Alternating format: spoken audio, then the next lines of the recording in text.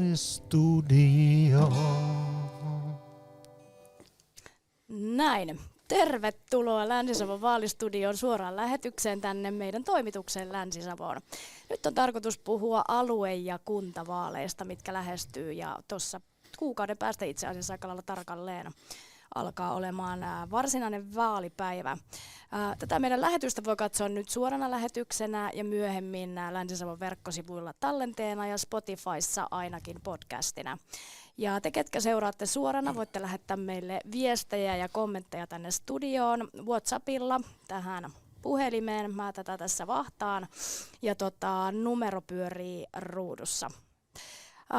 Minä olen Elina Partio, Länsi-Savon politiikan toimittaja, ja sitten tässä minusta katson vasemmalla Sote-Markku, eli Markku Parkkonen, toimituksen musiikki- ja sote-asioiden vastaava. Mitäs kuuluu? Kiitos Elina. Ihan ensimmäisenä haluan sanoa, että tuo live-tunnari ei ollut minun ideani. Ja toisekseen kuuluu hyvää. Nyt alkaa pikkuhiljaa niin kun päästä sisään tähän vaalitunnelmaan, kun on vähän reilu kuukausi. Niin. Huomenna tulee tasan kuukausi. Huomenna tasan kuukausi, kyllä. Vaaleihin, niin paljon on tehty ja paljon tehdään vaalien kanssa tekemistä, että saadaan ihmisille tietoa ja perusteita sinne ehdokasvalintaan hyvällä mielellä eteenpäin. Kyllä. Ja sitten Timo Laitakari, Länsi-Savon päätoimittaja. Moro. Moro. Mikäs, joko sulla on vaalihuuma lähtenyt ihan jo lapasesta? Ei se ihan lapasesta ole vielä lähtenyt, mutta tässä kävin tänään päivällä maallismarkkinoilla Mikkelissä ja siellä oli siinä niin sanotusti vaalikadulla kaikkien puolueiden teltat ja tapasin paljon aika hyvän tuulisia ehdokkaita. Siellä oli aurinkopaisto ja oli kiva keli, niin kaikki oli hyvällä fiiliksellä ja tästä se lähtee. Samoja havaintoja kävin myös samaisella vaalikadulla tai telttakadulla, työntärin pyörän sieltä läpi, niin oli kyllä ihmisiäkin tuossa aamupäivällä aika paljon liikkeellä. Et eniten porukkaa oli siinä keskivaiheella kokoomus, keskusta, teltat, mutta kyllä siellä niin kuin kaikilla teltoilla jotakin porukkaa oli. Juttelitko siellä ehdokkaiden kanssa? Joo, heti pysähdyin VKK-teltalta aloitin ja en ihan jokaisella pysähtynyt, mutta useammalla pysähdyin. Nyt kun VKK tuli puheeksi, niin sehän on nyt ensimmäistä kertaa Mikkelissä kuntavaaleissa uusi puolue, missä yrittävät sitten ehdokkaita. Ja olivat kovalla innolla, heillä on vaaliliitto siellä ja sehän tarkoittaa niin kuin aina parantaa mahdollisuuksia päästä läpikin. Että. Kyllä. Markku, mitä muistelen, että sullakin oli jonkinnäköinen pyörähtäminen tänä Joo, mä kävelin sinne Maaherran katua kohti toria ja katsoin, että eihän tuosta pysty edes läpi menemään tavallinen ihminen kiireisillä asioillaan, joten vaihdoin sinne lääninhallituksen talon puoleiselle seinälle ja kävelit onnellisesti ohi. Sinänsä hienoa, että nämä vaaliteltat vetävät väkeä sinne. Joo, kyllä. Sitten tässä nyt tullaan puhumaan ehdokkaista, vähän asetelmista, minkälainen on ollut vaalikausi vaikka Mikkelissä. Sitten puhutaan varmasti Eloisan asioista, minkälainen on ollut vaalikausi ja mitä tulee olemaan, mutta aloitetaan tämmöisellä aivan tosi jännittävällä ohjelmanumerolla, mihin mä henkilökohtaisesti olen panostanut aika paljon, kun tätä live-pläjäystä suunniteltiin. Hurja vaalivisa. Mä en valitettavasti keksinyt parempaa nimeä, vähän yritin tuossa Tommiltakin kysellä, mutta mennään nyt sillä. Ja tähän voi nyt myös osallistua sit kotisohvilta. Tässä on 5 kysymystä ja Timo ja Markku nyt siis joka oikeasta kysymyksestä tai kun tiedätte oikean vastauksen, niin laskekaa kuinka monta pistettä saatte. Ja niin, ei muuta kuin aloitetaan. Eli kyseessä on, mä oon siis nyt lukenut luonnollisesti vaaliohjelmia, puolueiden vaaliohjelmia. Ja tässä on nyt 5 lausetta, joista sitten jokainen kuuluu sitten jonkun puolueen vaaliohjelmaan. Tässä on ehkä, tässä on painottanut, jos on paikallisia vaaliohjelmia, niin niitä, mutta saattaa olla myös muita. Ja nyt jos siellä ruutujen takana tehdään, niin voi laittaa sillä WhatsAppilla vaikka tietoja, jos olette saanut tai saatte vaikka parempia tuloksia kuin täällä saadaan. Okei, ootteko te ymmärtänyt tämän Visan säännöt? En, mutta anna mennä. Ei se mitään. Aloitamme silti. Ihan nyt teknisenä kysymys, että vastaammeko ääneen vai miten? Niin, tosiaan. Vastataan vuorotellen. Vuorotellen, elkääkä sitten niinku peesatko, että olkaa niinku reiluja. Jos se alkaa olla, jos on pienessä johdossa siinä lopussa, niin kannattaa peesata tietysti. No niin, okei, ootteko valmiita? Ensimmäinen lause. Mikä puolue on kyseessä, eli minkä puolueen vaaliohjelmasta? Kristilliset perinteet kuuluvat suomalaiseen peruskouluun. Tik tak, tik tak, tik tak, pöö. Eli loppu. Markku. Mä epäilen, että tässä yritetään nyt hämätä ja vastaan siksi, että perussuomalaiset. Timo. Mä luulen, että tässä ei yritetä hämätä ja vastaan siksi perussuomalaiset. Väärin. Väärin. Kristillisdemokraatit. Noniin. Vaikka yritin laittaa teille tällaisen aika Tässä niin oli taas lämmittely. kyyniset toimittajat vastaamassa. Niin. Ajattelin, että niin autan teitä tämmöisellä. No joo, mennään eteenpäin. Mikä puolue? Mikkelin on oltava entistä avoimempi kansainvälisille vaikutteille. Ja Timo. Keskusta. Markku. No mäkin epäilen, että tämä on keskusta. Oikein. Haluatteko perustella vastauksianne? Keskusta on kansainvälinen puolue.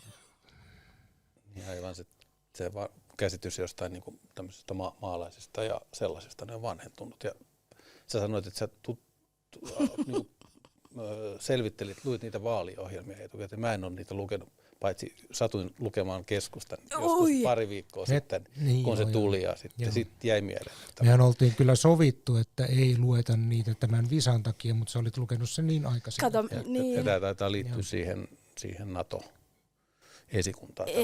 Joo, esimerkiksi siihen kyllä. No niin, tilannehan on jännittävä. Timo johtaa nyt sori Markku. Tasapeli.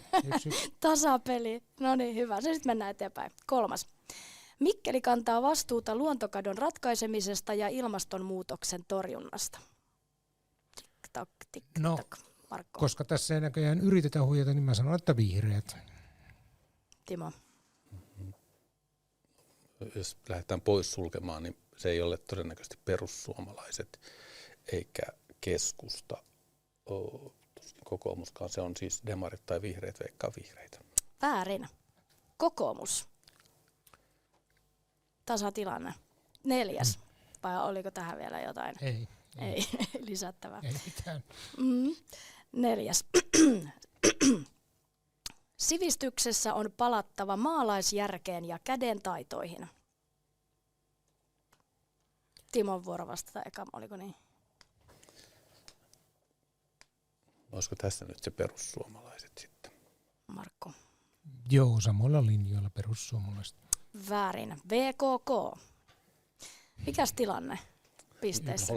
Eikö se ole 1-1? Tiedettiin, joku me tiedettiin. Okei, no niin, hyvä. No niin, sitten tämä viimeinen kysymys, eli ratkaiseva siis. Nyt pistäkää parastanne. Paikalliset viljelijät ja elintarviketuottajat ovat tärkeä osa alueen huoltovarmuutta ja elinvoimaa. Tik-tak, tik-tak. Kumman vuoro vastata eka? Oliko Markku? Ehkä. Hetkinen nyt. Tarviiko toistaa? Niin ei tarvitse toistaa, mutta mä mietin, että no mä sanon nyt keskusta tähänkin. Mä sanon tähänkin perussuomalaiset. Ei, vihreät. Oi teitä. No mutta sentäs tasapeli. Mutta tässähän oli vähän tämmöinen mielivaltainen taktiikka, että jotkut oli sellaisia niin kuin, ikään kuin aika perinteisiä, niin kuin, että voi hyvin, ja sitten jotkut oli vähän tämmöisiä. Joo. Niin kuin. Joo, mutta tässä se vaan näkee, että puolueet yllättävät Niin, raikkailla mielipiteillään. Vaaliohjelmista sanoisin tässä vaiheessa sen verran, että niitä löytyy, jos kiinnostaa lukea, niin tämmöisiä paikallisia. Sitten on myös aluevaalien osalta joillakin, mutta ainakin Mikkelissä Kokoomus, Keskusta, Vihreät ovat laatineet paikallisia Mikkeliä koskevia vaaliohjelmia. Myös kristillisdemokraateilla on tämmöinen jonkinlainen esite. Mutta sitten SDP-tilanne on vähän jotenkin epäselvä. Mä katsoin sieltä niiden kunnallisjärjestösivuilta löytyisikö, mutta siellä niin kun vaikutetaan elävän nyt vielä viime vuodessa. Siellä on Jutta Urpilaisen kuvia, ilmeisesti pressavaaliaikaisia tämmöisiä tai kuva ja näin. Sitten sieltä löytyy vuoden 2023 eduskuntavaaleista, vuoden 2022 seurakuntavaaleista, mutta ei sitten näistä tämän kevään vaaleista. No, välillä on nämä puolueiden nettisivut saattavat vähän laahata jäljessä. Mutta sitten toki kysyin puolueesta, että onko teillä kuntavaaliohjelma Mikkeliin. Mä sain 2 vastausta. Toinen vastaus oli, että kiitos, oikein mukava ja kohtelias viesti, että kiitos kysymästä, mutta ei ole. Ja toinen on kiitos kysymästä, tässä tulee. Ja sitten tuli semmoisia pari siis sähköpostiviestissä, niin tämä jää niinku selvitettäväksi, että oliko tämä nyt sitten vaaliohjelma vai ei. Pakko jatkaa näistä vaaliohjelmista.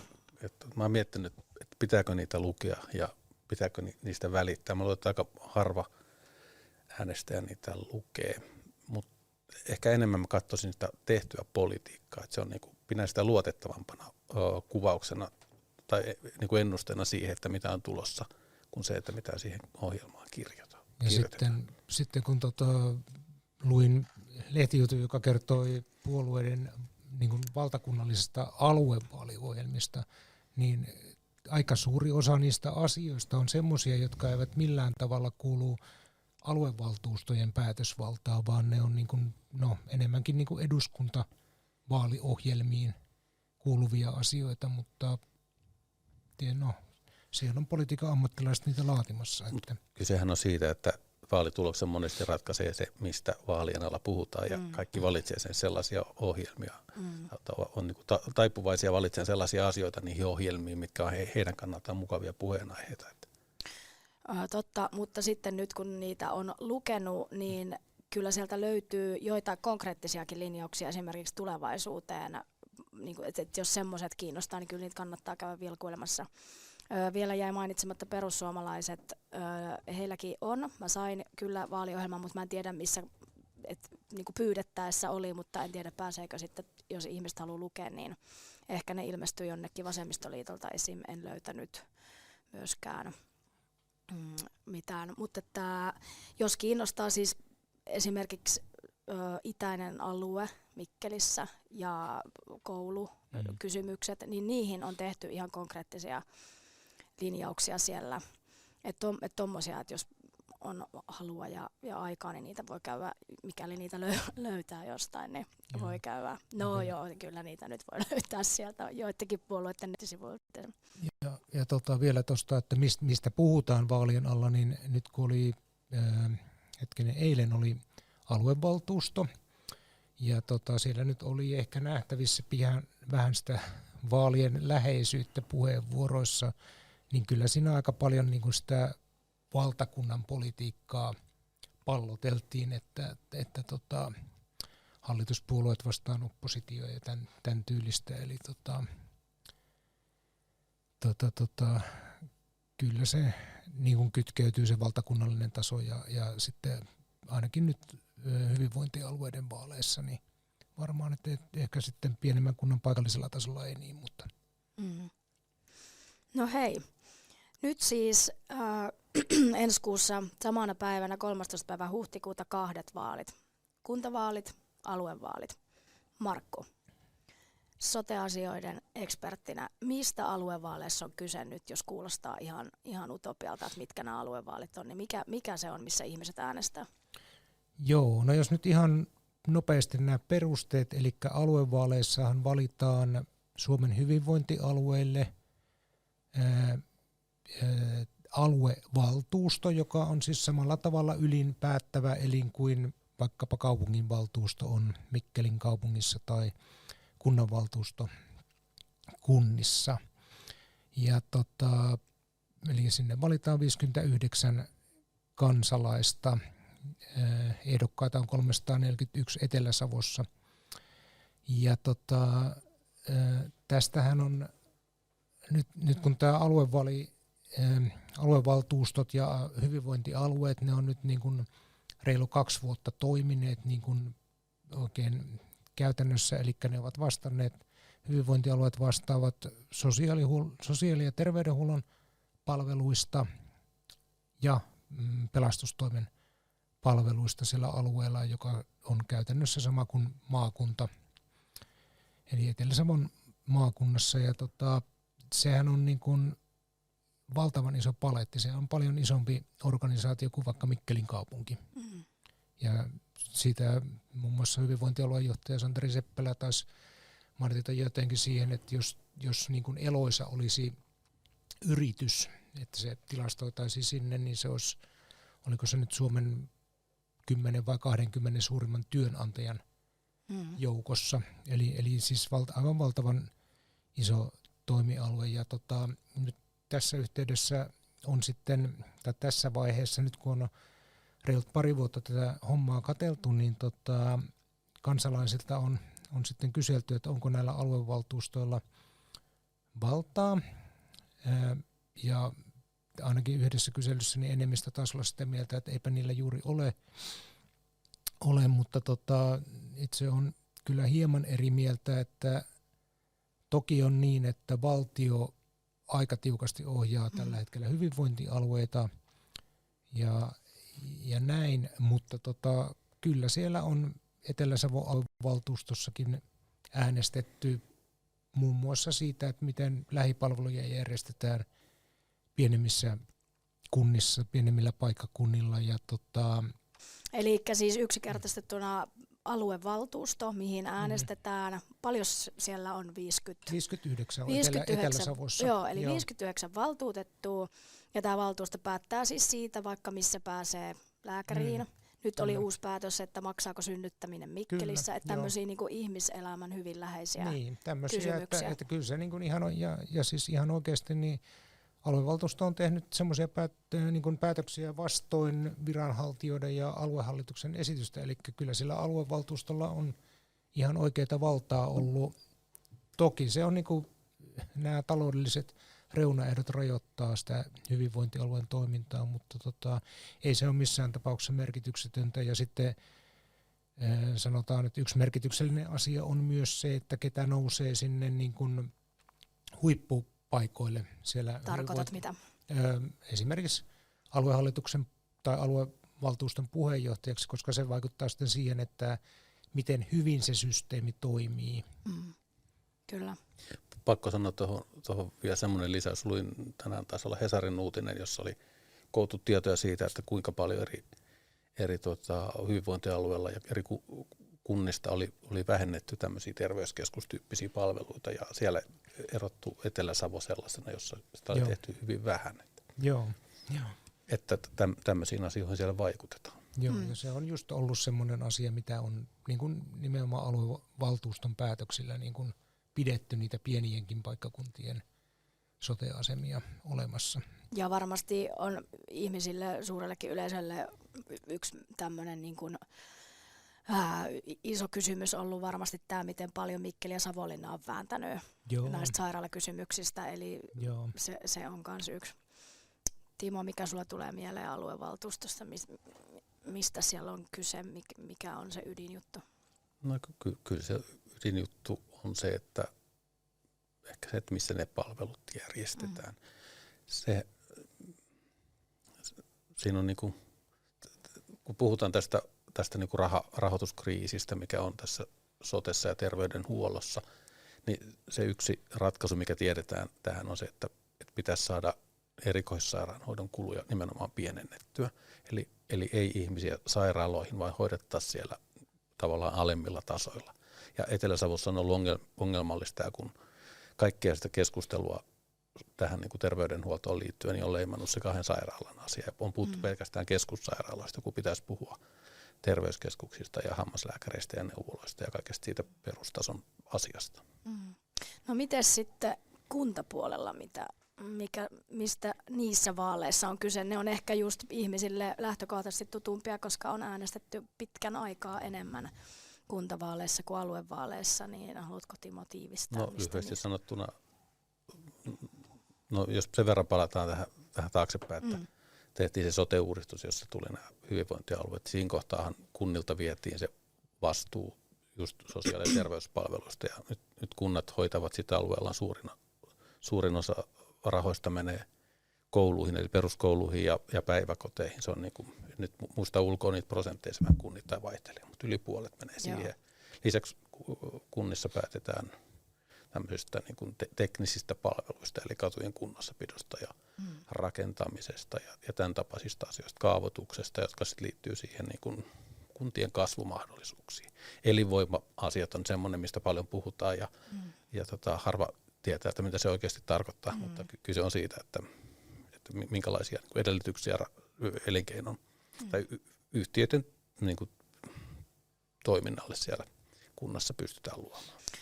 Nimenomaan, eli se, että nyt huhtikuussa 13. päivä, kun samaan aikaan äänestetään, niin toisaalta äänestetään näissä aluevaaleissa oma lappu, kuntavaalit oma lappu, toki voi käydä ennakkoonkin äänestämässä, ja kuntavaaleissa sitten on kyse, että esimerkiksi Mikkelissä valitaan 51 valtuutettua, kun on Mikkelin valtuustossa, niin ne on sitten ne henkilöt, ketkä seuraavat 4 vuotta asioista päättää. Ja se kuntavaaleista ehkä vielä se, että siinähän on niinku puhutaan yhdistä kuntavaaleista, mutta siellä on aika eri tasoisia vaaleja. Jos puhutaan pienestä kunnasta, jossa on niin kuin 2000 asukasta, tai sitten jos on yli 50 000 asukasta, niin kuin Mikkelissä, niin tavallaan ne valtuuston ja valtuutettujen päätettävät asiat on vähän mittaluokaltaan erilaisia. Että.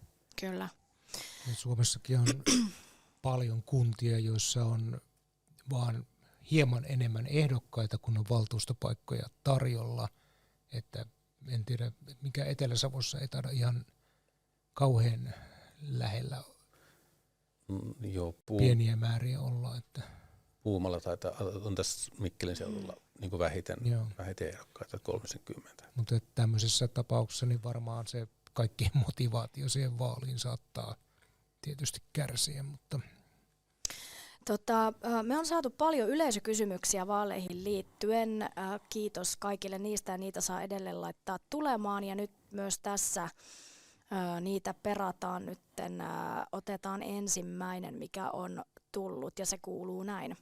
Mikkeli on asuinpaikkana yksi Suomen kalleimmista kaupungeista. Milloin Mikkelissä nähdään kuntaveron alennus vai nähdäänkö sitä? Kiinteistövero on myös tapissaan. Jos halutaan lisätä kaupungin vetovoimaa, muun muassa näihin edellä mainittuihin on syytä kiinnittää huomiota. Päättäjien on ryhdistäydyttävä kaiken kaikkiaan. Eli tässä on nyt tullut kysymys, mikä liittyy hyvinkin olennaisesti esimerkiksi kuntien valtuustojen päätäntävaltaan. Mitäs sanotte kysyjälle, milloin Mikkelissä nähdään kuntaveron alennus vai nähdäänkö sitä? Myös kiinteistövero on tapissaan. No sehän on Mikkelin tapauksessa hyvin mielenkiintoinen kysymys, kun nyt sitä rahaa on siellä sijoituksissa ja ne tuottaa muutamia, eikö sieltä niin tuottojakin tulee? Joo, vuosittain. Muistelen 2,5 miljoonaa, olisiko semmoinen lukema ollut? No joka tapauksessa. Niin, no se nähdään varmaan sitten tulevina vuosina paremmin. Mutta että siitähän ei ole puhuttu mitään, että se voitaisiin käyttää kuntaveron alentamiseen, tai ainakaan minä en ole huomannut. Joku on tainnut sitä niin kuin ehdottaa, mutta ei kovin vakavissa, että enemmänkin siellä on semmoista puhetta valloillaan tämmöiset niin sanotut vastuulliset taloudenpitäjät, että pitäisi menot saada leikattua niin kuin tulojen tasolle, ja sehän on niin kuin Mikkelissä se ongelma. Sen takia tuli ne isot alijäämät on syntynyt, ja sen takia piti myydä se energiayhtiö. Mutta tämä kysymys niin kuin siitä, että milloin lasketaan kuntaveroa, niin olisi helppo sanoa, että on niin surkeat päättäjät kaupungissa, että talous on kauheassa kunnossa. Se on vähän niin kuin yksinkertaistettu asia, että se Mikkelin talousvaikeuksien takana on aika pitkälti kuitenkin se, että nuo sote-kulut tuon edellisen järjestelmän aikana niin kuin räjähti käsiin ja sieltä tuli miljoonasotalla niin kuin menoja, jota ei pystytty niin kuin tuloilla kattamaan. Se on semmoinen niin kuin iso potti siinä. Toki taustalla on se, että silloin hyvinä vuosinakaan ei pystytty tekemään ikään kuin puskuria sinne omaan talouteen. Ja sitten jos katsotaan niin kuin tänne ympärille, niin sattumalta muillakin kaupungeilla täällä Kaakkois-Itä-Suomessa niin on verot aika korkealla. Ja tässä on taustalla myös sellaisia niin kuin rakenteellisia asioita, jotka johtaa siihen, että Mikkelissäkään ei ole taloudellisesti niin helppoa kuin vaikkapa Helsingissä. Mä sanoisin, että voi olla, että veroja päästään alentamaan paljon riippuen esimerkiksi siitä niin kuin valtion rahoituksen muutoksista, että semmoista valtionosuusmuutosta suunnitellaan ja miten siinä käy, niin se on yksi asia. Toinen asia on se, että miten tämä yleinen niin kuin talous tässä maassa lähtee eteenpäin. Että jos talous menee Mikkelin seudulla huonosti ja Itä-Suomessa huonosti, niin kyllä se näkyy kuntataloudessakin. Jälleen kerran nostan nämä vaaliohjelmat, koska nythän siellä moni puolue lupailee sitä, että nyt tulevalla valtuustokaudella Mikkelissä alennetaan veroprosenttia. Ja ehkä hyvä, että Timo toit näitä asioita esiin, koska näitä lupauksia, kun sitten äänestäjät kuuntelee, niin on tosiaan hyvä pitää mielessä kyllä niin kuin se, että tämä käyttötalous ei tosiaan ole vielä niin kuin mitenkään tasapainossa, mutta se on jännä kyllä, että miten moni puolue näissä siis vaaliohjelmissa sitä lupaa nyt tekevänsä. Jos muistellaan 4 vuoden takasta ja sitä, mistä puhuttiin silloin vaalien alla, niin hyvin paljon oli uusia yrittäjiä, joista moni meni myös valtuustoon, jotka meni sillä teemalla, että nyt pannaan talouskuntoon. Ja sitten voi olla monta mieltä, että miten siinä tällä vielä kuluvalla vaalikaudella on onnistuttu. Jannelle kiitos kommentista. Janne kirjoittaa WhatsAppissa, että käteen jäävä tulo on jokaiselle kaupunkilaiselle erityisen tärkeää. Vaaleissa tulisi tietää linjaus seuraavan 4 vuoden veroprosentista. Mitäs sanotte Jannelle? Toi on hyvä ja asiallinen kommentti ilman muuta. Että ja näinhän se on, kyllä. Joo, että sehän se oikeastaan on yksi niitä tärkeitä asioita, vaikka ehkä niin kuin tavalliset kansalaiset ei välttämättä sitä kuntaveron tasoa mieti, mutta kyllähän se on, kun se on satasia poissa sieltä omasta kulutuksesta, niin on se ihan totta. Ja mitä tässä nyt on työuran aikana useita vuosikymmeniä seurannut kunta-asioita, niin tuntuu, että ei siellä kunnissa kovin usein tämmöisiä alennuspuheita oteta esille, että pikemminkin niitä vaan sellainen maltillisesti pikkuhiljaa nostetaan ylöspäin. Ja aika isoja eroja on kuntien välillä. Jos mennään niin kuin Helsinkiin tai Kauniaisiin ja sitten katsotaan näitä Mikkeliä ja Savonlinnaa vaikkapa, niin on siinä. Joo, meillä maakunnan sisälläkin Puumalahan on tämmöinen veroparatiisi niin kuin maatasolla. Niin, kyllä. Mutta sinällään tässä, niin kuin Jannenkin kommentissa, niin se ymmärtää hyvin sen, että mitkä asiat on ihmisiä lähellä. Ja myöskin sen, että olisi kiva tietää 4 vuotta eteenpäin, että mitä mikäkin puolue asiasta ajattelee. Mutta tähän nimenomaan tähän veroprosenttikysymykseen, niin niistä nyt kyllä löytyy. Yllättäen nyt on jo monta kertaa tässä puhunut näistä vaaliohjelmista. Tämä on hyvä, kun miettii, mitä puoluetta äänestää, niin voi miettiä sitä, että toiset haluavat panostaa palveluihin enemmän ja toiset sitten haluavat verotusta alentaa enemmän. Että se on ihan järkevä peruste äänestää. Vielä jos mietitään näitä, että mitä nämä valtuustot käytännössä tekee ennen kuin mennään noihin ehdokkaisiin, niin Markku, mitä sä miettisit nyt tästä aluevaltuustosta, että mitä on konkreettisia, minkälainen tämä oli nyt tämä milloin valittiin, 22 vuodena, koska nämä nykyiset aluevaltuustot valittiin? Ehtii melkein 2,5 vuotta toimia, 3 vuotta toimia, mutta siis tämä hyvinvointialueen varsinainen toiminta alkoi silloin 23 vuoden alusta, jolloin sote-palvelut siirtyy. Mutta kyllähän tässä niin kuin Timokin jo mainitsi, niin on varmaan se leimaa antava on ollut tämä Savonlinnan sairaalan tilanne, ja se on vienyt niin kuin sitä ilmatilaa aika rajusti ainakin siinä poliittisessa keskustelussa, ja jos nyt ihan lyhyesti kertoo, mistä siinä oli kyse, niin Savonlinnassa pelättiin sinänsä aiheellisesti, että Savonlinnan keskussairaalan palveluja aletaan leikata tässä joko mikkeliläisten toimesta tai sitten valtion toimesta, ja loppujen lopuksi valtio sitten sääsi oikein lailla, että minkälaisia palveluja eri sairaaloissa voi tarjota, ja siinä nyt, no tiedän miten ei varmaan Savonlinnassa olla tällä hetkellä tyytyväisiä, mutta eihän sitä nyt lakkautettu kuitenkaan sitä sairaalaa, että sinne jäi ihan reilut palvelut kuin ennenkin, eli se on vienyt tosi paljon sitä poliittista ilmatilaa siinä, ja sitten on tosiaan tästä palveluverkosta on keskusteltu paljon, niin kuin oli jo tuossa alussa puhetta, että niin kuin painotetaanko erityisesti lähipalveluja kaikilla paikkakunnilla, niin kuin nyt ainakin tällä hetkellä vielä Etelä-Savossa on päätetty painottaa. Ja hyvinvointialueethan eroavat kunnista sillä tavalla, että kun hyvinvointialueilla ei ole verotusoikeutta, eli niillä ei ole käytännössä mitään mahdollisuuksia isommissa määrin vaikuttaa tuloihinsa, vaan ne sieltä valtiovarainministeriöstä määritellään suunnilleen sentilleen, että paljonko ne voi käyttää, niin se on tavallaan niin kuin tämmöinen, esimerkiksi verokeskustelu on jäänyt siltä puolelta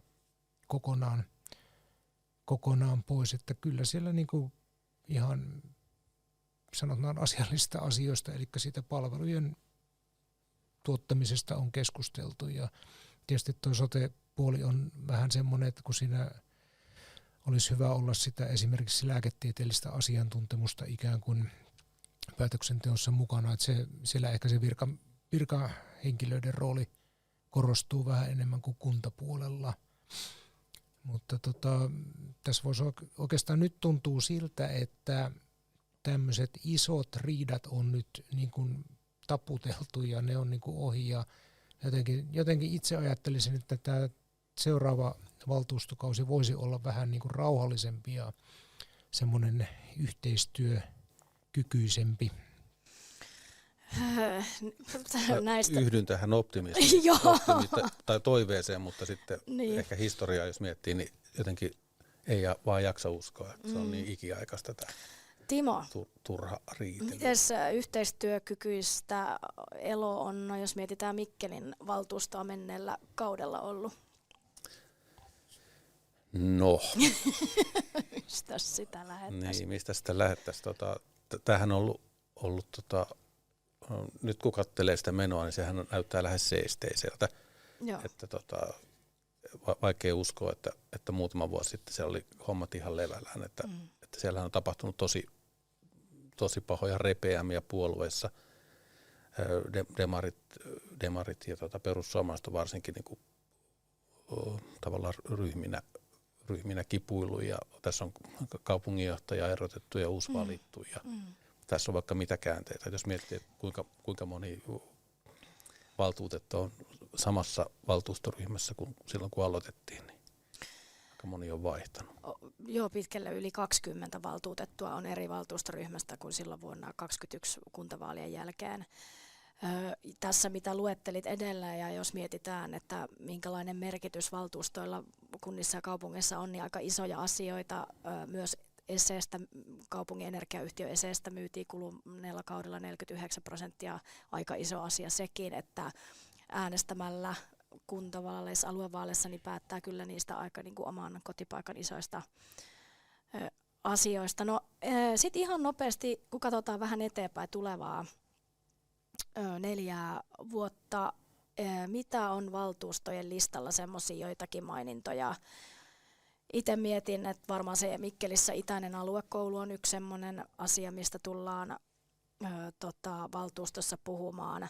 Ja siihen on aika mielenkiintoiset lähtökohdat, että jälleen näitä vaaliohjelmia kun katsoo, niin keskusta ilmoittaa omassa vaaliohjelmassaan, että itäisen aluekoulun rakentaminen pitää aloittaa.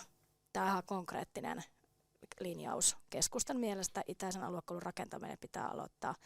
Kokoomus puhuu omassa vaaliohjelmassaan, että mitenkäs se oli, että sitä pitää pohtia tai että se pitää ratkaista.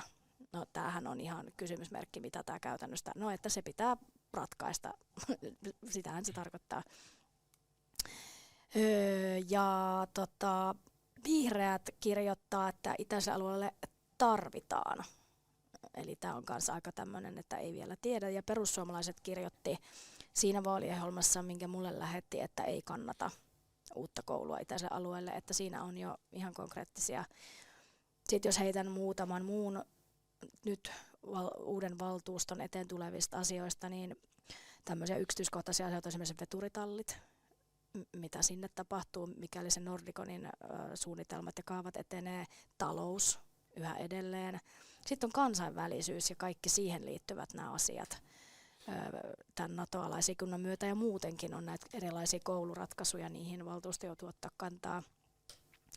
Ja kyllä sanoisin myös sitten tämän ESE-energian, se on ihan kiinnostava kans, mutta mietin, että missä muodossa se voi niin kuin valtuuston eteen tulla. Nyt kun se on myyty Apödiin omistaa 49%, niin tulevaisuudessa on ihan kiinnostava nähdä, että kuinka se pysyy ikään kuin konserniyhtiönä Mikkelin hyppysissä, mutta miten se tulee valtuuston eteen, niin se on ihan kiinnostava kysymys.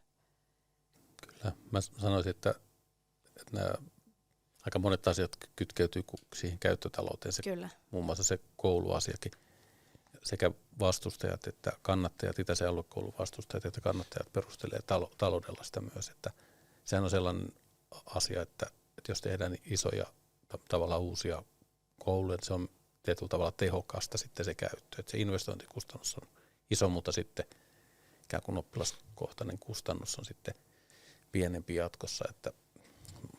Ja sitähän perustellaan tällä, että se on niin kuin taloudellisesti tehokkaampaa, järkevämpää, mutta itse haluaisin nähdä nyt vielä, siitähän on paljon nostettu esiin tämä Saimaanportin koulu, mikä Mikkelissä rakennettiin, niin jotkut poliittiset ryhmäthän on pitänyt yllä sitä, että toiko se sittenkään, ikään kuin onko se sittenkään niin kuin järkevää, että niitäkin tuloksia ihan mielenkiinnolla itse odotan, että mitenkä se nyt näyttäytyy talouden näkökulmasta. Ja sitten niistä oppilasennusteitahan niin kuin sitten niistä jonkun verran puhutaan, että sehän on että minkälainen kouluverkko kannattaa rakentaa, se riippuu siitä, että kuinka paljon on lapsia, jotka siellä kouluja käy. Ja tosi jossain vaiheessa ne ennusteet näytti siltä, että ne lapsimäärät pienenee. Ja silloin se voisikin olla järkevää, että tavallaan pidetään jonkunlaisilla korjauksilla hengissä niitä vanhempia kouluja ja me mennään sillä. Ja sitten osahan, tämäkin on mistä näkökulmasta katsoo, osa puolueista pitää tärkeänä, että on pieniä kouluja, niissä on erilaisia hyviä puolia. WhatsAppiin on tullut taas kommentti, kiitos siitä. Halutaan huomioida, että ennakkoäänestys alkaa jo 3 viikon kuluttua. Kiitos tästäkin kommentista, se on muuten ihan totta. Joo, ja eikö se suurempi osa taitaa nyky-Suomessa niin ennakkoäänestää kun sit varsinaisena vaalipäivänä. Tai joo, että lähelle tulee. Puolet vähintään käy, joo. Ennen kuin Markku vielä kerro aluevaltuusto seuraavista vuosista, niin muistutan tuosta WhatsAppista ne, ketkä nyt suorana lähetystä katsoo, niin laittakaa vaan viestejä, jos mieleen jotakin juolahtaa. Noista tulevan kauden asioista niin. vielä. Tässähän on ollut tai nostateltu keskusteluun myös muita kuin näitä koulurakennusasioita, että tuossa on toi lääninhallituksen talo torin reunalla, että mitä sinne tulee. On selkeästi sellaisia tahoja, ketkä haluaisivat sinne museoita ja muuta sellaista. Ja on tässä niin kuin on puhuttu Mikkelitalosta, eikä se ollut Mikkelitalo, mikä sen satama ja ylipäänsä sen sataman alueen rakentaminen. Että joo, ja tuosta on muuten tullut paljon kysymyksiä tuossa keskustaan ja tuohon lääninhallituksen taloon liittyen meille, mutta niitä varmasti tässä nyt kevään aikana kysytään, sit kun haastatellaan ehdokkaita ja puolueita, niin näistä. Mutta Markku vielä, jos tiivistät, mitä aluevaltuuston eteen tulee lähiaikoina? Joo, sinne varmaan tulee uusia säästöjä, leikkausasioita, koska siis hyvinvointialueethan joutuu joko melko pikaisella aikataululla tai sitten jos valtio antaa niin kuin löysää tähän systeemiin, niin kuitenkin sanotaan jo seuraavan 4 vuoden aikana todennäköisesti niin joutuu tekemään edelleen aika isoja leikkauksia ja viilauksia siihen rakenteeseen, että ei siellä kyllä niin kuin hyvinvointialueen aluevaltuustossa valitettavasti niin kuin kovin paljon hyvää jaettavaksi ole, että lähinnähän se on kyse sitten siitä, että miten ne mahdollisimman järkevästi saadaan ne hommat toimimaan.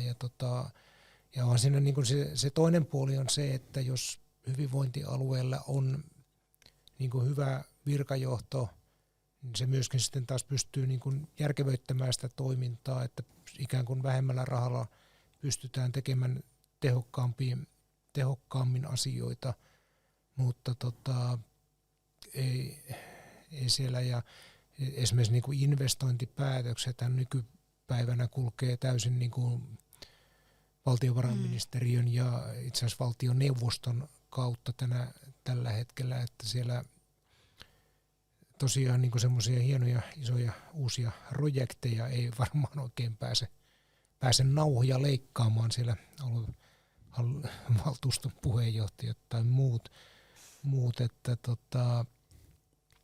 kyllä se semmoista sitkeätä puurtamista ja tämmöistä on varmaan niin kuin tulevaisuudessa, ja eikä sitä tiedä, että mikä noiden sairaaloiden kohtalokaan on, että tällä hetkellä esimerkiksi Mikkelin synnytysosasto on sanottu, että se on niin kuin siis valtionkin puolelta tai ministerin puolelta sanottu, että ei suunnitella muutoksia siihen, mutta fakta on se, että siellä on aika vähän synnytyksiä, ja jos niitä ruvetaan sitten tuolta niin kuin leikkaamaan, niin saattaa olla uhattuna, ja Savonlinnan sairaalan osalta voi arvella, että ehkä sinnekin vielä on jotain leikkauksia tulossa, siis talousleikkauksia. Leikkauksiahan siellä kyllä tehdään ansiokkaasti ja ammattitaitoisen henkilökunnan voimin, ei siinä mitään. Mutta näitä. Pitää se todeta, että tässä heti niin on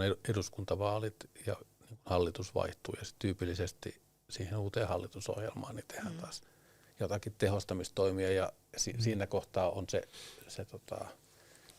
se hetki, jolloin tähän nykyiseen sairaalaverkostoon ja jopa tähän niin kuin hyvinvointialueiden verkostoon voi tulla muutoksia. Nyt annetaan työrauhaa ja perusrakenteita ei ihan heti ensimmäisellä kaudella sotketa, mutta sitten seuraava hallitus voi jo puuttua. Ja siitä, kun sanoit just tästä Mikkelin sairaalan synnytyksistä, siitähän uutisoitiin jokunen viikko sitten, muistanko oikein? Iltalehti uutisoi ilmeisesti STM:n jostain lähteestä saavansa, sosiaali- ja terveysministeriön lähteestä saadun tiedon, että olisi valmistelussa tämmöinen.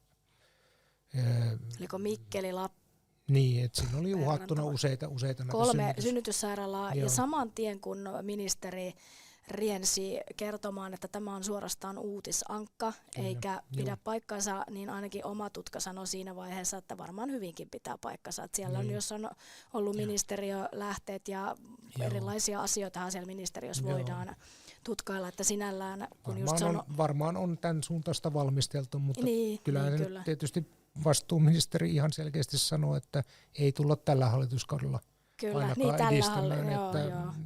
Mutta kyllä. Mutta kaikkia vaihtoehtojahan aina se. Äänestäjän takuu ulottuu aina korkeintaan seuraaviin eduskuntavaaleihin. Seuraavaan päivään. No ei. Hei. Joo. WhatsAppissa kysymys Markolle, kiitos kysymyksestä, ja se kuuluu näin. Minua kiinnostaa, omistaako Aberdeen 49% Esestä, jos on myynyt tanskalaiselle eläkeyhtiölle osakkeita. Kiitos Marko kysymyksestä. Tämähän onkin kiinnostava asia. Eli Marko viittaa tässä varmasti siihen, oliko viime kesänä.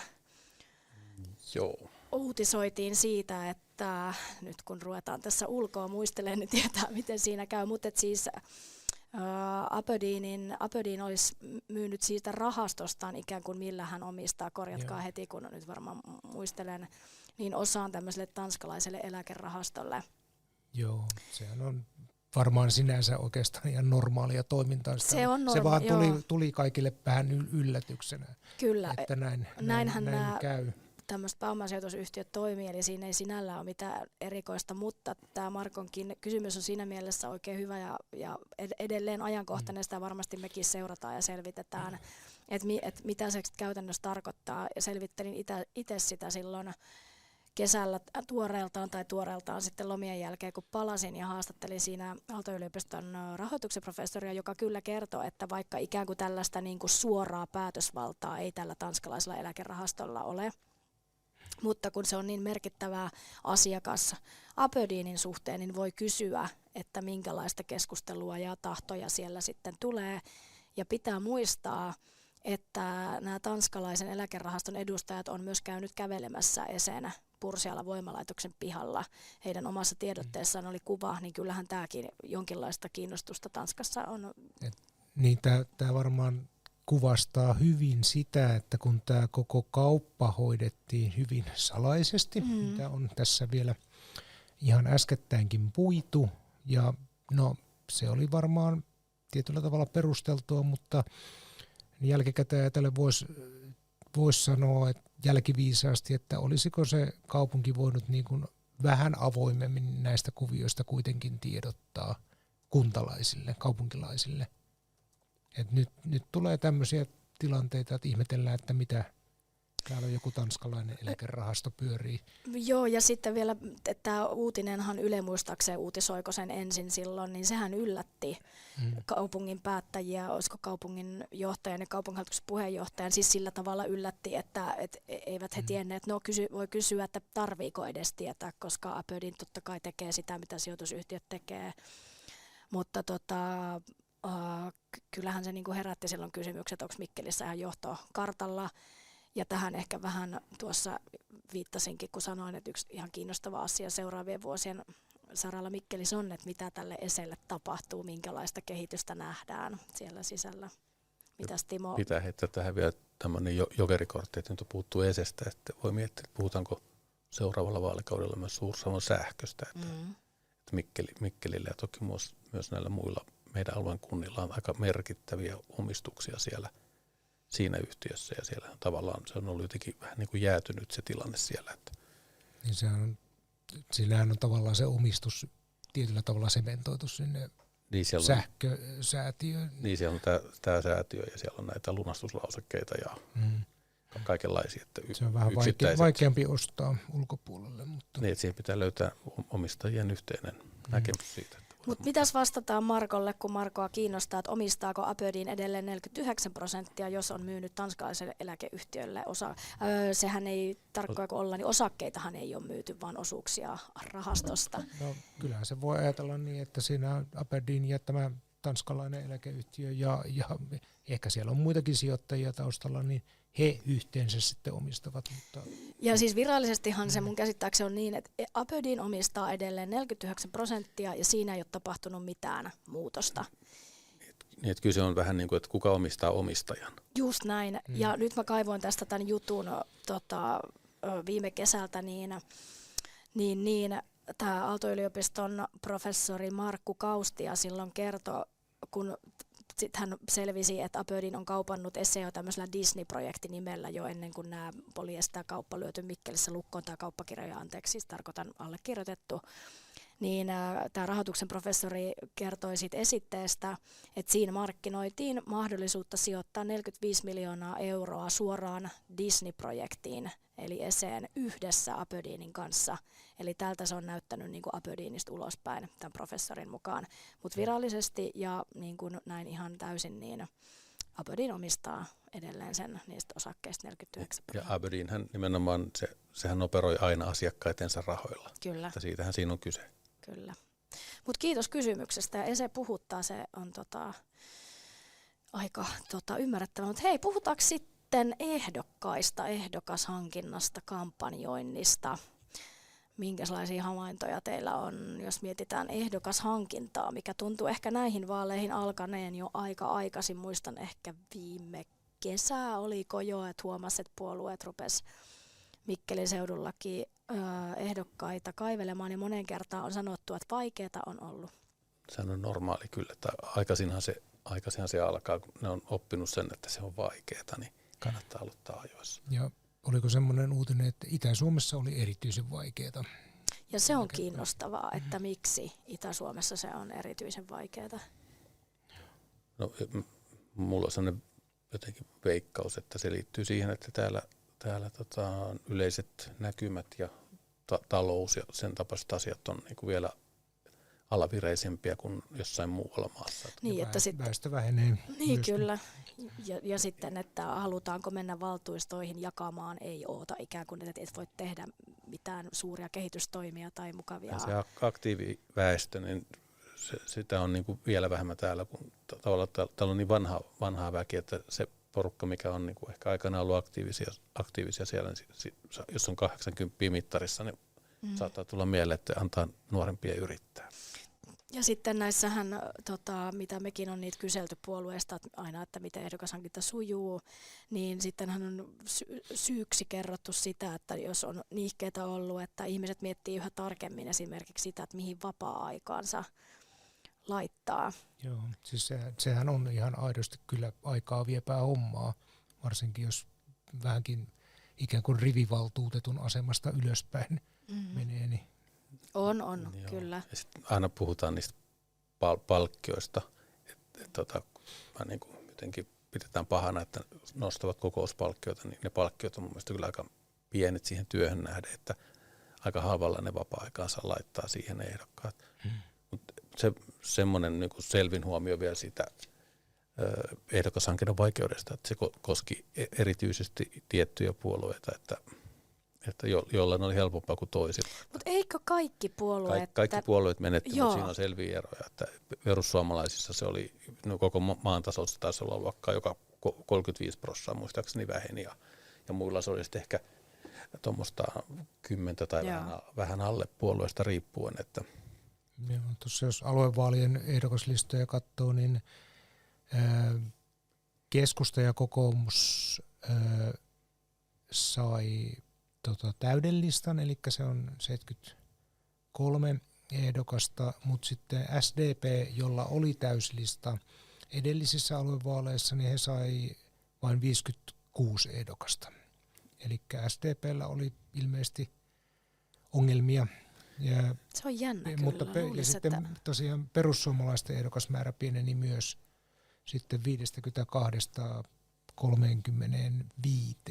niin siis mun mielestä Etelä-Savossa se poikkeus muuhun maahan oli se niin kuin demareitten vaikeus. Et muualla maassahan se meni kohtuullisen hyvin niin kuin tavallaan suhteessa näihin muihin isoihin, mutta niin kuin vaikkapa Mikkelin valtuustoon sieltä putosi roimasti se määrä ja myös aluevaltuustossa. Mistä se johtuu? Tuon aluevaltuuston osalta mua kiinnostaa, koska sote-vaalit luulisi, että ne on demareille kiinnostavat vaalit ja just Gallup-kiito on meneillään ja ne on niin kuin valtakunnallisesti kuitenkin pärjännyt hyvin ehdokashankinnassa. Että mistähän se johtuu, että Etelä-Savossa ei? Joo, en ole sitä nyt kauheasti analysoinut. Tietenkinhän siinä nyt on yksi tämä puolueen hajannus, joka nyt tosin liittyy ehkä vain yhteen henkilöön tiiviimmin, mutta täällä Mikkelissä siis, niin, mutta joo, kyllä se on mielenkiintoinen kysymys, koska niin kuin sanoit, niin kyllä se tavallaan voisi kuvitella, että sote-asiat on demareen niin kuin siellä kotikenttää parhaimmillaan, mutta tässäkin tietysti kuvastuu se, että nämä tilanteet on hyvin paikallisia ja alueellisia. Että jos katsoo valtakunnallista kuvaa, niin okei, se paikallinen kuva voi olla kuitenkin vähän erilainen sitten tapauksesta riippuen. Niin Mikkelissä se tilanne, oli tuossa aluksi puhetta siitä, että kävin siellä vaaliteltoilla tänään ja vähän tästäkin teemasta juteltiin, niin kyllä se sielläkin tuli esille, että ehkä tämä puolueen sisäinen niin kuin riitely ei se ihan yhteen henkilöön, toki se tämän Satu Taavitsaisen ympärille tietyllä tavalla julkisuudessaan kiertynyt, mutta se olihan siinä nyt jonkunlaiset tavallaan leirit ja isompi sellainen pyyhti, mutta se varmaan on tämmöisenä yksittäisenä asiana vähän syönyt fiiliksiä siellä porukoilta ja Kyllä. ulospäin, jos meno näyttää kauhean riitaiselta, niin se ei sitten vedä ihmisiä mukaansa. Joo, ja kyllä voi sanoa varmaan, että Keskustalla ja Kokoomuksella on ollut niinku semmoinen parempi meininki juuri sitten verrattuna SDP, jolla on ollut se iso riita siellä viime vaalikaudella tai tällä vaalikaudella. No joo, jos vielä perussuomalaisiin mennään, niin oliko se niin, että suunnilleen puolittu se ehdokasmäärä Mikkelissä Mikkelissä, niin siellähän on myös taustalla se, että valtuustoryhmä hajosi, että 9 valtuutettua meni läpi ja nyt tällä hetkellä ryhmässä on 2. Kaiken kaikkiaan Mikkelissä siis 251 ehdokasta, määrä tippui 37 edellisistä vaaleista. Ei täysiä listoja Mikkelissä lainkaan.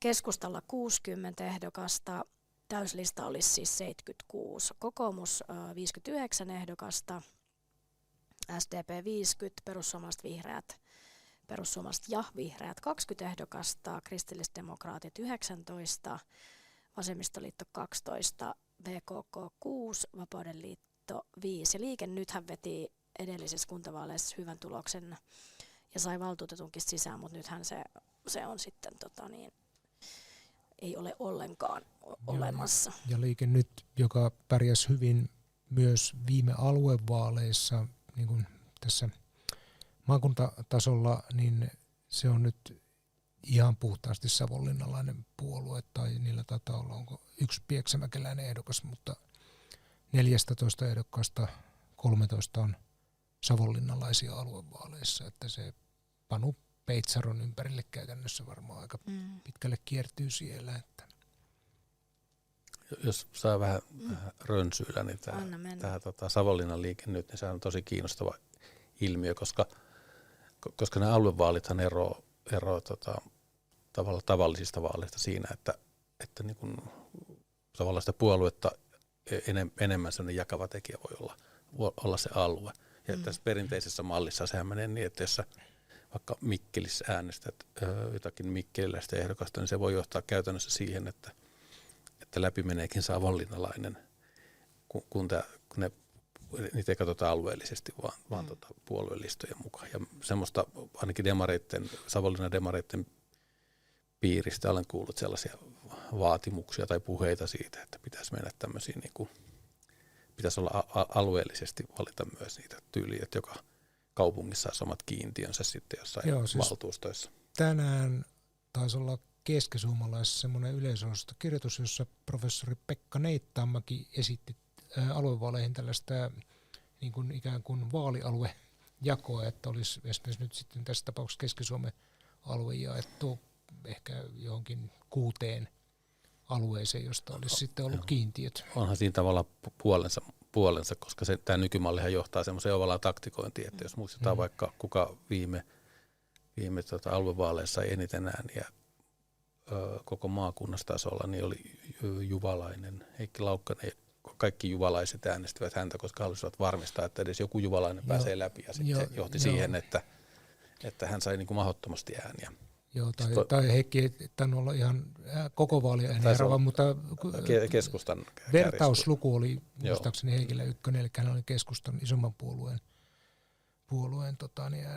ääniharava, ja siellä oli Kangasniemeltä tämä Tommi Vehmala sai melkein puolet annetuista äänistä Kangasniemeltä. Joo, se menee tämmöiseen taktikointiin, ja sitten voi käydä niin, että voisi olla oikeasti viisaampaa jakaa ne kunnan äänet 2 ehdokkaalle aika paljon, niin silloin yhdestä kunnasta saataisiin mennä useampia. Tässä on paljon mielenkiintoista vaalimatematiikkaa tässä aluevaaleissakin. Se vaikuttaa myös siihen ehdokasasetteluun, että selvästi on nähnyt, että jossain kunnissa ei haluta yhden puolueen ehdokkaita kovin montaa sinne mielellään, kun halutaan, että kaikki äänet keskittyy yhdelle, jolloin läpimenon mahdollisuus kasvaa. Rupesin tässä mielenkiinnosta katsomaan noita edellisten aluevaalien ääniharavoita. Niin onko Panu Peitsaro taisi näin mäkin muistelen. Antti Häkkänen oli näitä kärkipäässä. Siellä on Heikki Laukkasta, Anna-Kristiina Mikkosta, Antti Häkkästä, Tommi Vehmala, mutta mullakin on tässä tämä listaus näiden vertauslukujen perusteella. Katsotaanpas, olisiko tuosta. No, kuitenkin tuttuja nimiä varmasti. Sen verran noista paikkakunnista, niin, niin kun jos suhteutetaan väestöön, kunnan väestöön, niin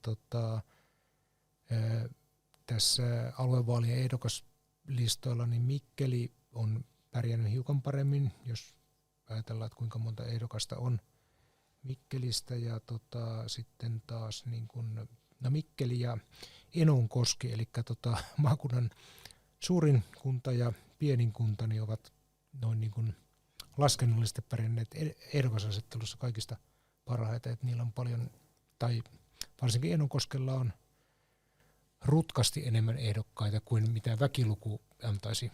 Tässä on just tämä niinku paradoksi, että sehän ei ole niinku pärjäämistä. Kyllä. Enonkosken kannalta syvä, että heillä olisi vain yksi ehdokas. Joo, kyllä, se joo. Nyt korjaan sen verran itseäni, vaikka enpä tuossa tainnut nyt mikä paremmuusjärjestykseen laittaakaan, mutta tosiaan Panu Peitsaro oli siis ääniharava. Oliko 3392, hurja määrä. Siis seuraavana Antti Häkkänen kokoomus 1871 ja sitten Oskari Valtola 1421. Siis Peitsarohan on entinen sosteri, eli sen sikäläisen sote-kuntayhtymän johtaja, eikö ollut? Joo. Niin, varmaan niin kuin Peitsaroa savonlinnalaiset äänestivät nimenomaan puolustamaan sitä Savonlinnan sairaalaa, joo. Ja no sitten Antti Häkkänenhän on kestomenestyjä vaaleissa, ei muuten ole näissä aluevaaleissa mukana. Onko Panu Peitsaro ehdolla tällä kertaa? Panu Peitsaro on mukana. Jos näitä nyt vaikka tässä rynsyillään taas käydään läpi, että ketä ei ole mukana aluevaaleissa, niin siitähän tosiaan se Heikki Laukkanen, joka on nyt siis ollut aluehallituksen, tai on edelleenkin vielä aluehallituksen puheenjohtaja, voisi sanoa, että keskeisin poliitikko koko hyvinvointialueen hallinnossa, niin hän jää pois, no ainakin oman ilmoittamansa mukaan lähinnä ikäsyistä, että kun on jo pitkälti yli 70 kaveri. Ja sitten toinen, niin Heikki Laukkanen on tosiaan Juvan entinen kunnanjohtaja, ja sitten meillä on ollut täällä hallinnossa kuntajohtaja Janne Laine, eli Savonlinnan kaupunginjohtaja. Sinänsä vähän poikkeuksellinen tilanne, että Suomessa ei aluevaltuustoissa ja varsinkaan aluehallituksessa istu kovin montaa virassa olevaa kuntajohtajaa. Niitä muutamia oli ainakin silloin heti vaalien jälkeen, mutta Janne Laine on nyt siinä ollut, mutta hän ei nyt ole näissäkään vaaleissa ehdolla. Heittää tähän Hirvensalmen entisen kunnanjohtajan, se Ruhasen nimetään, on nyt ehdolla. Kyllä, joo. Kun lopetti kuntajohtajan. Se on kiinnostava nimi. Siinä, että jos Laukkasen äänestäjät sitten haluavat jonkun entisen kuntajohtajan äänestää, niin, mutta ja itse asiassa täytyy sitten vielä tasapuolisuuden nimessä mainita, että Rantasalmen entinen kunnanjohtaja, eikö niin? Kuka se on? Kristiina Järvenpää on ehdolla aluevaaleissa. Joo. Kyllä, anteeksi vähän, ääni meinaa niin kuin varmaan kovin monella näinä tautiaikana vähän lähtee, mutta hyvin vielä kestää. Käydään vähän Mikkelin tilannetta läpi nopsaan. Otetaan vähän jopa tämmöisiä asetelmia, miltä se tässä vaiheessa näyttää. Jos nyt varmaan, mitäs Timo sanot, mitkä puolueet kamppailee siitä, että kuka on Mikkelissä suurin näissä kuntavaaleissa? Nyt palaan taas sinne torin reunalle, kun taisi olla keskustan teltalle pysähtynyt, niin eräs nykyinen valtuutettu kysyi, että sanois Timo, että mikä on Mikkelin suurin puolue? Ja siinä kohtaa mä vähän aikaa mietin ja sitten arvasin, tämä on arvaus, ei toive, mutta arvasin, että kokoomus saattaisi olla, mutta varmaankin ne niin kun, tavallaan se mahdollisuuksiahan on niin kun kokoomuksella, demareilla ja keskustalla, jos niin kun mietitään näitä realiteetteja. Tässä on niin kun, kun lähtee arvioimaan sitä, että kuka tässä nyt voisi voittaa, niin sitä voi niin kun miettiä, että mitkä on ne tavallaan tiedossa olevat faktat, niin on olemassa gallupeita, ne kertoo jotakin puolueiden yleisestä tämmöisestä niin kuin vireestä, että meneekö hyvin vai huonosti. Ja sitten vaaleissa ehdokasasettelu on mun käsityksen mukaan niin aika tärkeässä osassa. Jos on niin pitkä lista ja siellä nimekkäitä ehdokkaita, vieläpä semmoisia ehdokkaita, jotka on niin kuin aktiivisesti kampanjoja, niin on aina parempi mahdollisuus päästä läpi. Eli tavallaan demareiden tilanne on mun käsittääkseni se, että tavallaan tämä yleinen tilanne niin kuin puoltaisi sitä, että nyt menee näissä vaaleissa hyvin, mutta sitten kun katsoo sitä ehdokaslistaa Niin paikallisesti. Paikallista ehdokaslistaa, että siellä on, oliko se 55 ehdokasta? Mites menikään? Ja, niin 50. 50, no joo. Niin tavallaan se sitä syö sitä mahdollisuutta. Ja sitten nämä riitelyhistoriat. Mä luulen, että Etelä-Savon hyvinvointialueella ja Mikkelissä, niin demarit ei sitten kuitenkaan niin kuin yllä sellaiseen niin kuin kovaan voittoon. Mä uskon, että ne niin kuin varmaan asemat voi parantua, mutta en usko, että se niin kuin riittää suurimpaan puolueeseen. Viime vaaleissa 21%, aika lailla samaa kokoomuksen kanssa, 11 paikkaa kummallekin. Ja keskusta oli viime vaaleissa, eikö näin ollut? 12 paikkaa, joo, 22,6% kannatus. Ja sitten vielä ehkä tässä, niin kuin, jos miettii tämän keskustan ja kokoomuksen välistä tämmöistä suhdetta, niin keskustalla on pisin lista ehdokkaita. Toisaalta niillä on vähemmän ehdokkaita kuin viimeksi. Kokoomuksella taas se ehdokasmäärä kasvoi näissä ja se niin kuin tavallaan lupailisi vähän parempaa. Keskustelu on myös jäänyt pois, jos muistaa, ketä oli keskustan listoilla, niin 2 kärkinimeä viimeksi, niin Pirjo Siiskonen on pois ja Laura Hämäläinen on pois. Joo, Hämäläinen lähti Brysseliin ja Siiskonen ei enää asettunut. Sekin vaikuttaa. Toki tilalle tulee istuva kansanedustaja Vesa Kallio, joka ei aikaisemmin ole ollut ehdolla. Voi ennustaa, että hän on nyt siellä varmaankin listan kärkinimi ja sitten, että hän sai eduskuntavaaleissa Mikkelistä niin 1600 ääntä ja rapiat, eli semmoinen niin kuin jonkunlainen äänestäjäpohja hänellä on. Mitä siihen sanotte, jos miettii keskustaa, niin siellä on ikään kuin saman profiilin ehdokkaita jonkun verran.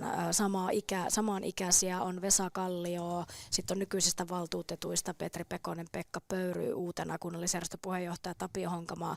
Onko tässä ikään kuin mahdollisuutta siihen, että äänet ikään kuin hajantuu vai korjaako kansanedustaja koko potin, mitäs luulette? Tässä on tietysti sekin, että Mikkelihän on niin kuin maantieteellistä aika iso kunta, että miten nämä alueelliset, että niin. Tietenkin suuri osa äänestäjistä on täällä keskustaajamassa, mutta Niin, mutta on asia just näistä mainituista keskustan nimistä, niin kaikki on, tai monella on vähän niin kuin oma alueensa mistä saa, että Olkkonen on Ristiinasta ja Nykänen Kirsi Olkkonen, niin, tarkoitat? Aivan, joo, ja Heikki Nykänen on Haukivuorelta ja sitten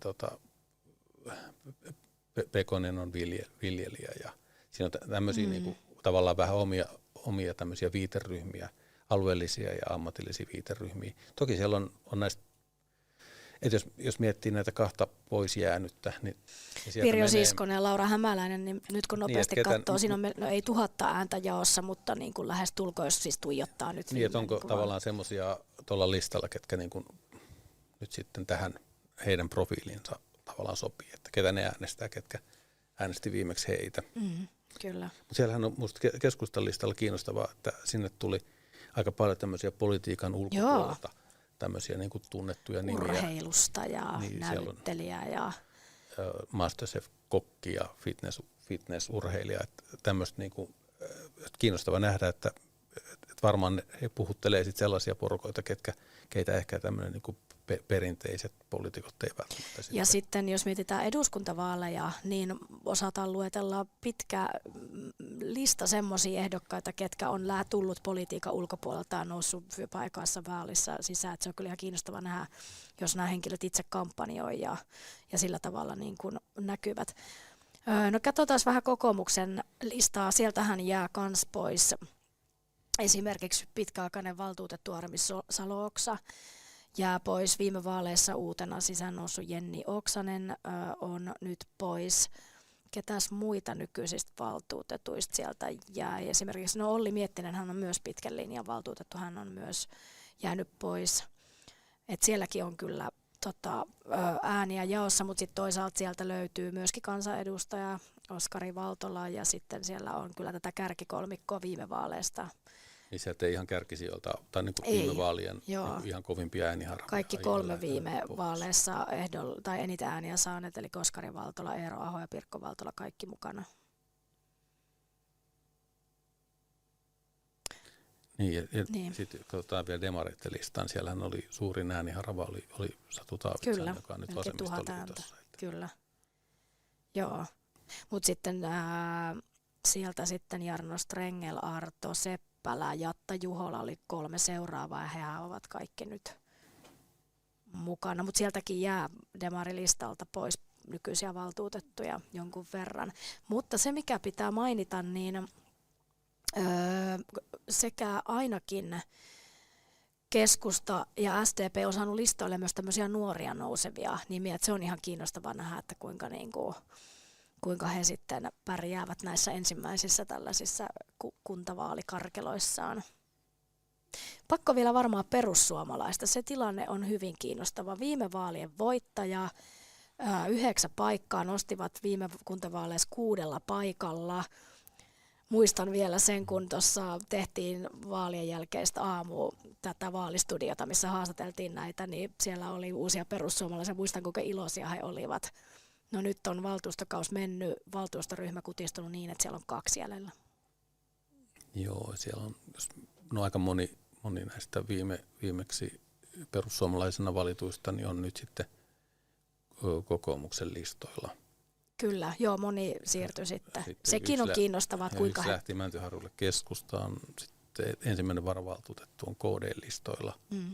Että joo, se hajosi kyllä. Niin. Se oli mielenkiintoista. Siellähän mentiin niin kuin kokoomuksessa hyvinkin keskeisille paikoille myöskin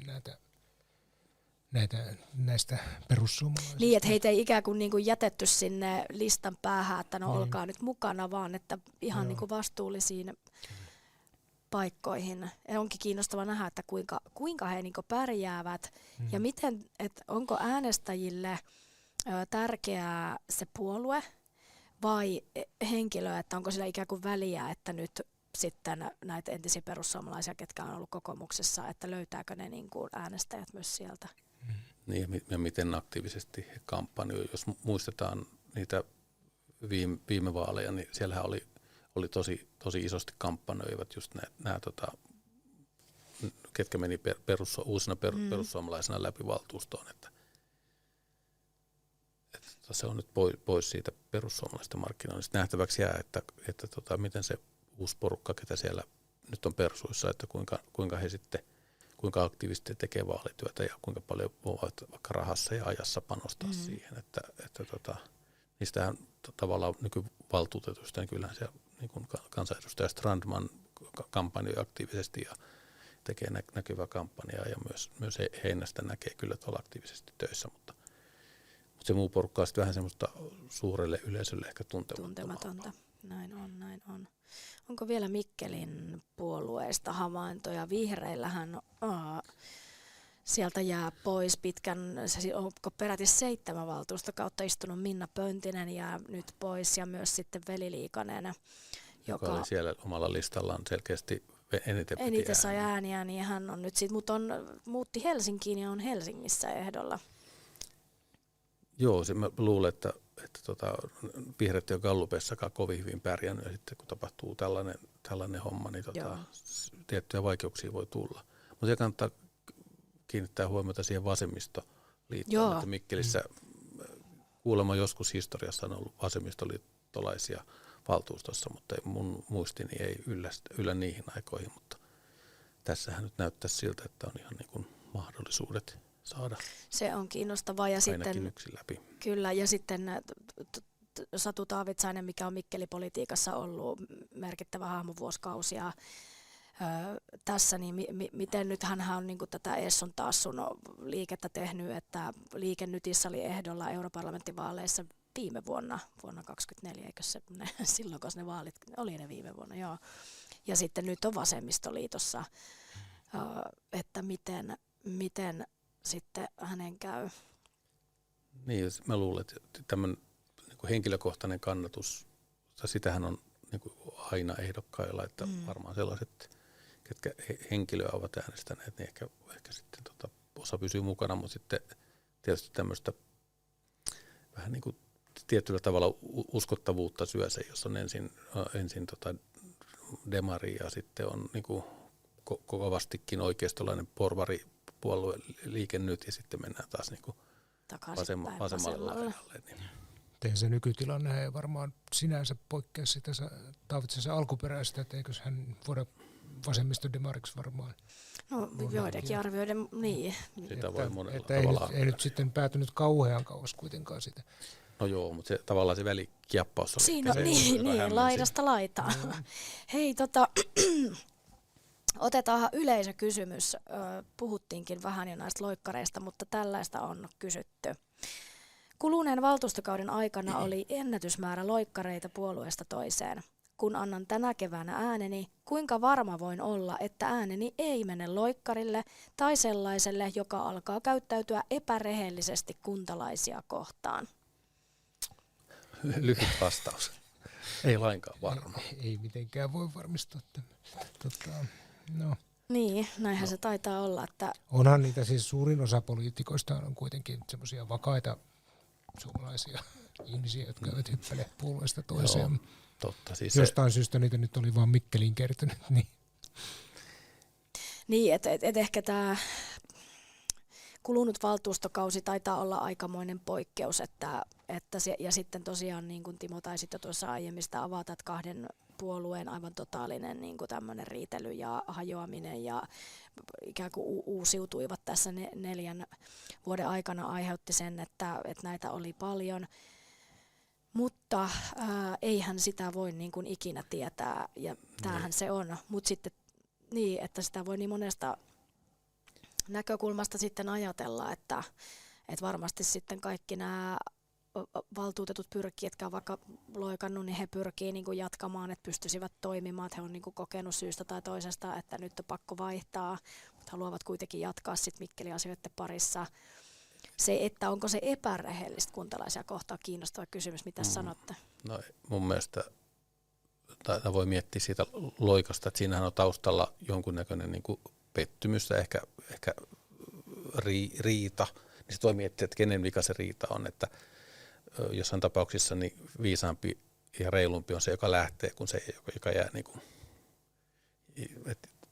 pitäisikö sinne jäädä tappelemaan, jos mistään ei tule mitään, että se on vähän niin kuin vaikea asia. Mutta sitten taas kuitenkin se ehdokas, kun hän on vaaleissa mukana, se lähtee jollain tietyillä arvoilla ja tietyillä, niin kuin, että mitä hän menee sinne ajamaan. Aika monilla on niin semmoinen ponnin, ja jos tuntuu, että siinä ryhmässä, missä sä oot mennyt läpi, sä et voi tehdä sellaisia asioita, minkä takia sä oot politiikassa, niin kyllä mun mielestä sekin on joskus ihan hyvä vaihtoehto, että vaihtaa ryhmää. Mutta sitten kyllä mä niin kun haluan tässä kysyjää ymmärtää myöskin, että varmasti jos varsinkin äänestäjä antaa tavallaan henkilölle X ja valitsee sen puolueen vaikka ensin ja se etsii sieltä ehdokkaan, niin ja sitten vaikka loikka tapahtuu semmoiseen puolueeseen, minkä arvoja vaikka ei ollenkaan voi allekirjoittaa, niin kyllä se epärehelliseltä äänestäjästä tuntuu. Joo, mutta ehkä miten voi varmistaa sen, niin sehän on niinku, että jossain ryhmissä loikkia tapahtuu vähemmän, niin jossain ryhmissä riidellään vähemmän, että kun ottaa selvää siitä ryhmästä ja henkilöstä, niin kyllä siitä aika monesta pystyy sanomaan, tai ennustamaan, että kuinka vakaasti toimii omassa asiassa tai niiden asioiden puolesta, mitä lupaa tehdä. Meinasin sitten vielä sanoa, että ainahan voi kysyä ehdokkaalta ennen äänestyspäätöstä, että oletko sinä mahdollisesti loikkaamassa toisen ryhmään, mutta sitten muistuu saman tien. Tuli mieleen ennen kuin tätä rupesin puhumaan, kun muistatteko perussuomalaisten kansanedustaja Kaj Turusen? Oliko se Kaj Turunen, savonlinnalainen? Mä muistan hän jossain radiolähetyksessä joskus vanno, olisiko se ollut, kun tämä perussuomalaiset hajosi, sitten osahan siirtyi tähän siniseen tulevaisuuteen. Mikä se oli? Oliko se sininen tulevaisuus? Ja sitten Kaj Turuselta kysyttiin, että voitko Kaj Turunen vannoa, että et ikinä enää mihinkään puolueeseen nyt, että tämä on, että et siirry, ja kyllä näin tässä vannon, ja eihän sinne kauan mennyt, mihin sä lähti kokoomukseen. Että näin ne vaihtelee sitten. Tämä oli varmaan nyt sitten niin kuin ikään kuin heijastusvaikutusta, tämä Mikkelinkin tilanne siis perussuomalaisten osalta siitä, kun perussuomalainen puolue oikeastaan muuttui ihan totaalisesti siellä Jyväskylän puoluekokouksessa, minäs vuonna se oli. Juu, tää oli niitä aikoja. Olin siellä paikalla, mutta Niin. oliko se 2017? Mutta no nyt niin, ei vai jos on, no sanokaa. No joo, mutta tarkoitan vaan, että tämä oli tavallaan, niin kuin, että tämä nykyinen perussuomalaiset on tietyllä tavalla semmoinen uusi puolue, joka vielä hakee niitä toimintatapoja jossain määrin. Mä luulen, että se oli ihan niin kuin henkilöristiriidasta kyse, eikä mistään poliittisista tai sellaisista asioista tässä Mikkelin riitelystä. No, niin. Niin, kyllä. Mutta kysy jälleen tsemppiä ja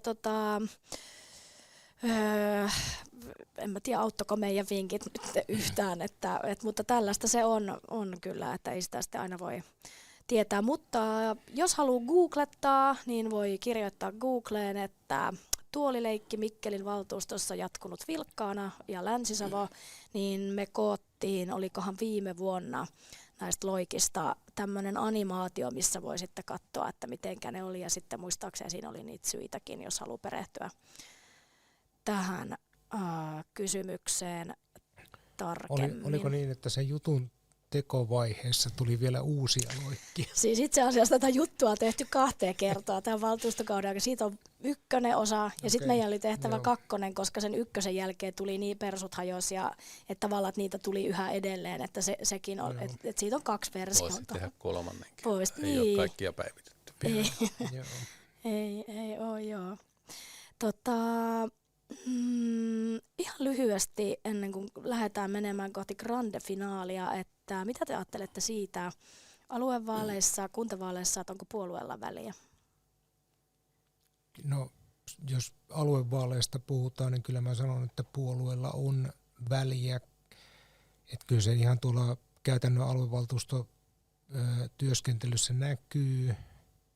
Esimerkiksi nyt vaikka Etelä-Savon aluevaltuuston tämä johtava puolue Keskusta, niin kyllähän se niitä keskustalaisia ajatuksia ja arvoja ajaa nimenomaan näiden pienten paikkakuntien lähipalvelujen suhteen. Sitten taas, jos nyt ihan esimerkkinä, niin kokoomuksella on ehkä vähän semmoista niin kuin pääministeri ja valtion taloudesta vastaavan puolueen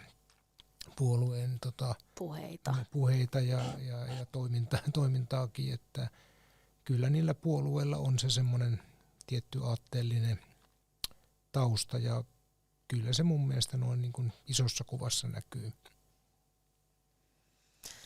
Mitäs Timo ajattelet?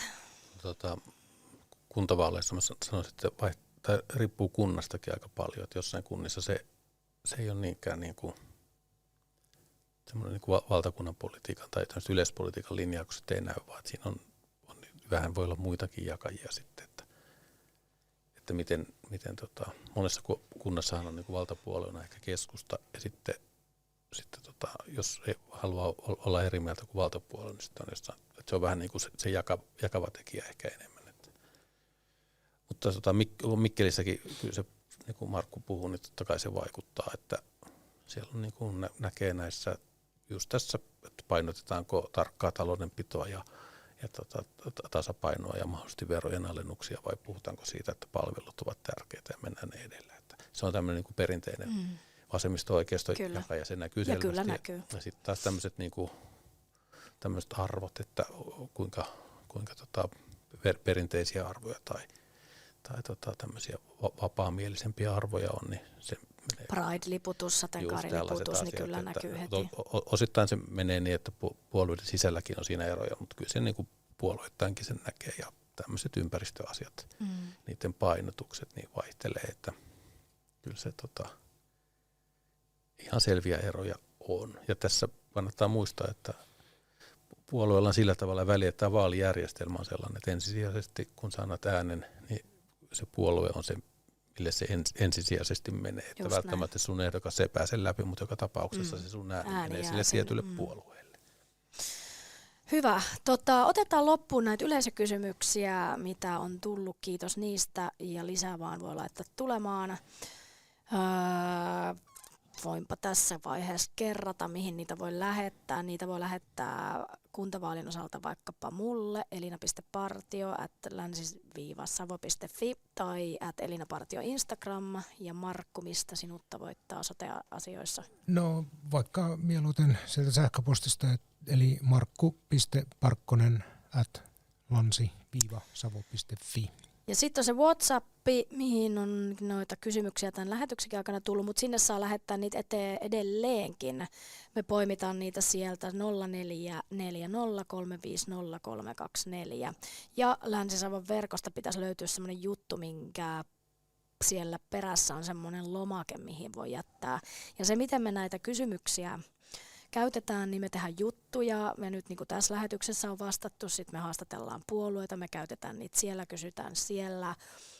Tiedetään vähän, mikä teitä kiinnostaa, mikä on semmoinen, mistä ihmiset haluaa lisää tietoa tai mikä on tärkeää. Ja sittenhän meillä tulee Länsi-Savon vaalipaneeli. Timo, milloin Länsi-Savon vaalipaneeli on? Aprillipäivänä 1.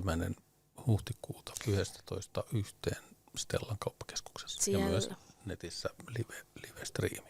Siellä käytetään ja nämä on tärkeitä meille nämä teidän lähettämät kysymykset, kiitos niistä. Mutta nyt otetaan tähän loppuun muutamia, mihin meidän raati sitten ruotii jonkinnäköisiä vastauksia. Ykköskysymys, tai siis ensimmäinen nyt tässä osiossa, ei mitenkään paremmuusjärjestyksessä. Ehdokkaat puhuvat paljon elinvoimasta, mutta sillä voidaan tarkoittaa hyvin erilaisia asioita. Olisi hyvä saada selville, mitä ehdokkaat oikeasti tarkoittavat puhuessaan elinvoimasta.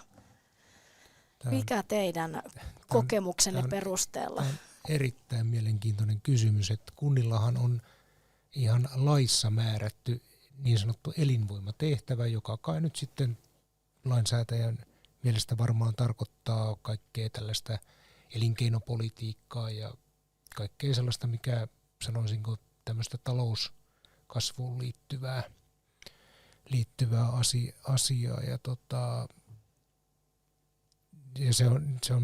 musta se on ylipäätään niin kuin mielenkiintoinen kysymys, että tämä kunnilla on tämmöinen tehtävä.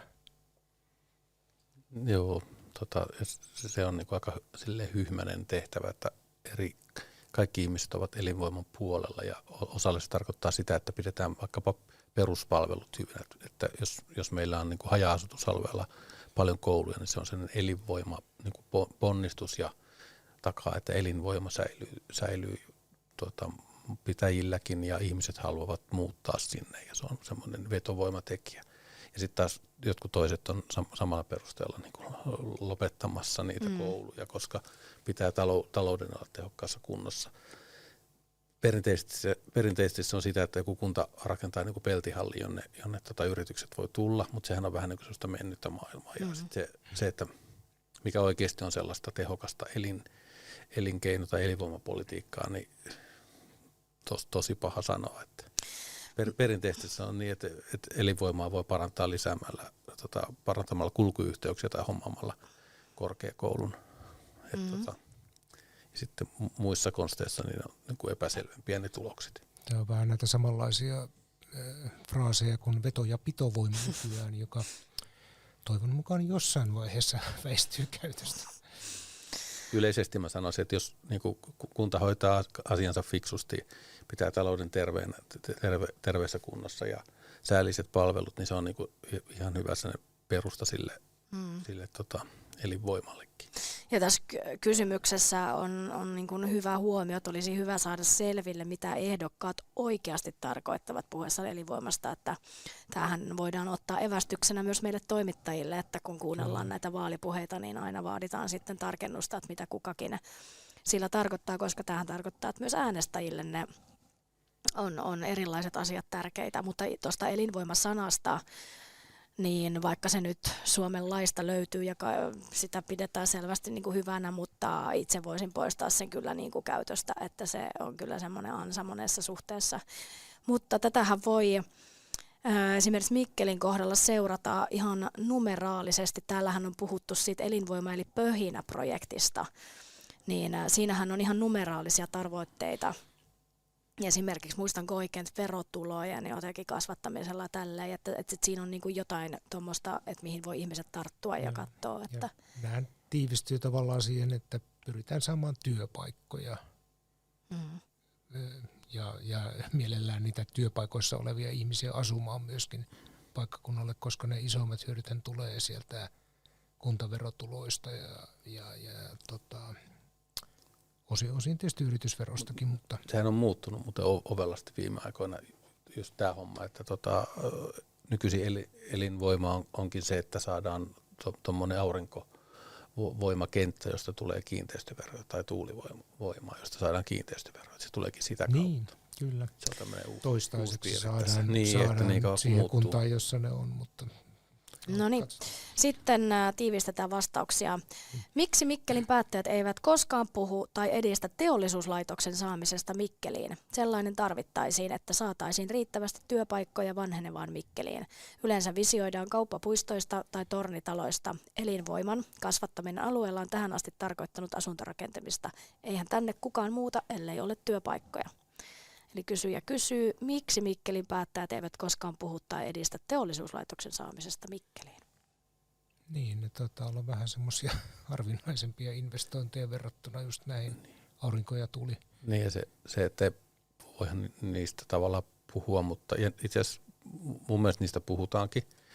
Ja niitähän on niin kuin aina vireillä, että mekin uutisoidaan, että tässä on ollut puhuttu Rheingaasin tästä vetylaitoksesta ja sitten on näitä, ne ei ole ehkä teollisuutta, mutta on näitä datakeskus ja erilaisia investointeja. Kyllä niistä puhutaan ja niiden eteen tehdään työtäkin, mutta se on sellainen asia, että se vanha maailma, että meni Karvalakkiin lähetystö Kekkosen luokse ja sitten rakennettiin Ristiinaan niin kuin tehdas, mikä vieläkin tekee vanereen, niin se maailma on niin kuin ohi, että se tapahtuu, niin kuin yhtiöt päättää niitä asioita ja niin kuin pääministerille tai presidentille, niin turha sinne on lähettää sitä lähetystä. Ja siis nykypäivänä nämä laitokset ei työllistä No niin paljon kuin silloin vanhana aikana, että sehän on näin, että sellutehdas työllistää 200 henkeä riippumatta siitä, kuinka suuri se on. No sitten otetaan vielä tähän loppuun Esestä, on Ese-energiasta, Etelä-Suomen-energiasta tullut paljon kysymyksiä, niin tämmöinen, olen nyt tähän poiminut 2 Eseen liittyvää. Ensimmäinen, minkä puolueen edustajat myivät Esen osakkeesta 49% ulkomaiselle sijoitusyhtiölle? Ja tässä haluttiin tietää puolueet esimerkiksi. Mitenkäs se nyt sitten tämä Esen myynti menikään? Ihan viimeisen silauksenhan, sehän tehtiin kaupunginhallituksessa. Eikö se ollut tavallaan niin kuin se ikään kuin se kaupan hyväksyminen? Tai niin, valtuusto etukäteen jo hyvissä ajoin ennen kuin tiedettiin, että kenelle myydään, niin antoi luvan sen vähemmistöosuuden myynnille. Ja se valtuustossa se tapahtui, en nyt muista sitä jakaumaa, mutta se oli karkeasti 39, kun se oli äänesti viimeisessä vaiheessa.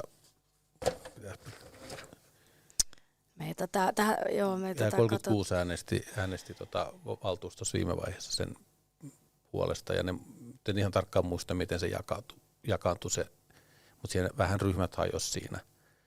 Että esimerkiksi sosiaalidemokraateissa oli sellaisia, ketkä äänesti vastaan. Ja perussuomalaisissakin muistaakseni. En ihan tarkkaan muista, mutta lopullinen päätös tehtiin siis kaupunginhallituksessa, jossa se oli lähes yksimielinen. Oliko niin, että Jarno Strengel kaupunginhallituksen puheenjohtajana toimiessaan vastusti ja kukaan ei tainnut kannattaa, että se ei mennyt äänestykseen. Niin. Ja muut puolueet ja muut jäsenet sitten kannattivat. Kyllä. Ja toinen kysymys Eseen liittyen. Minua kiinnostaa Esen kaupat. Oliko ne tehty oikein ja ilman hätäilyä? Noniin, mitäs Raati sanoo? Historia näyttää, että onko se tehty oikein. Että aikahan sanoi, että oliko se viisasta vai ei. Tässä vaiheessa on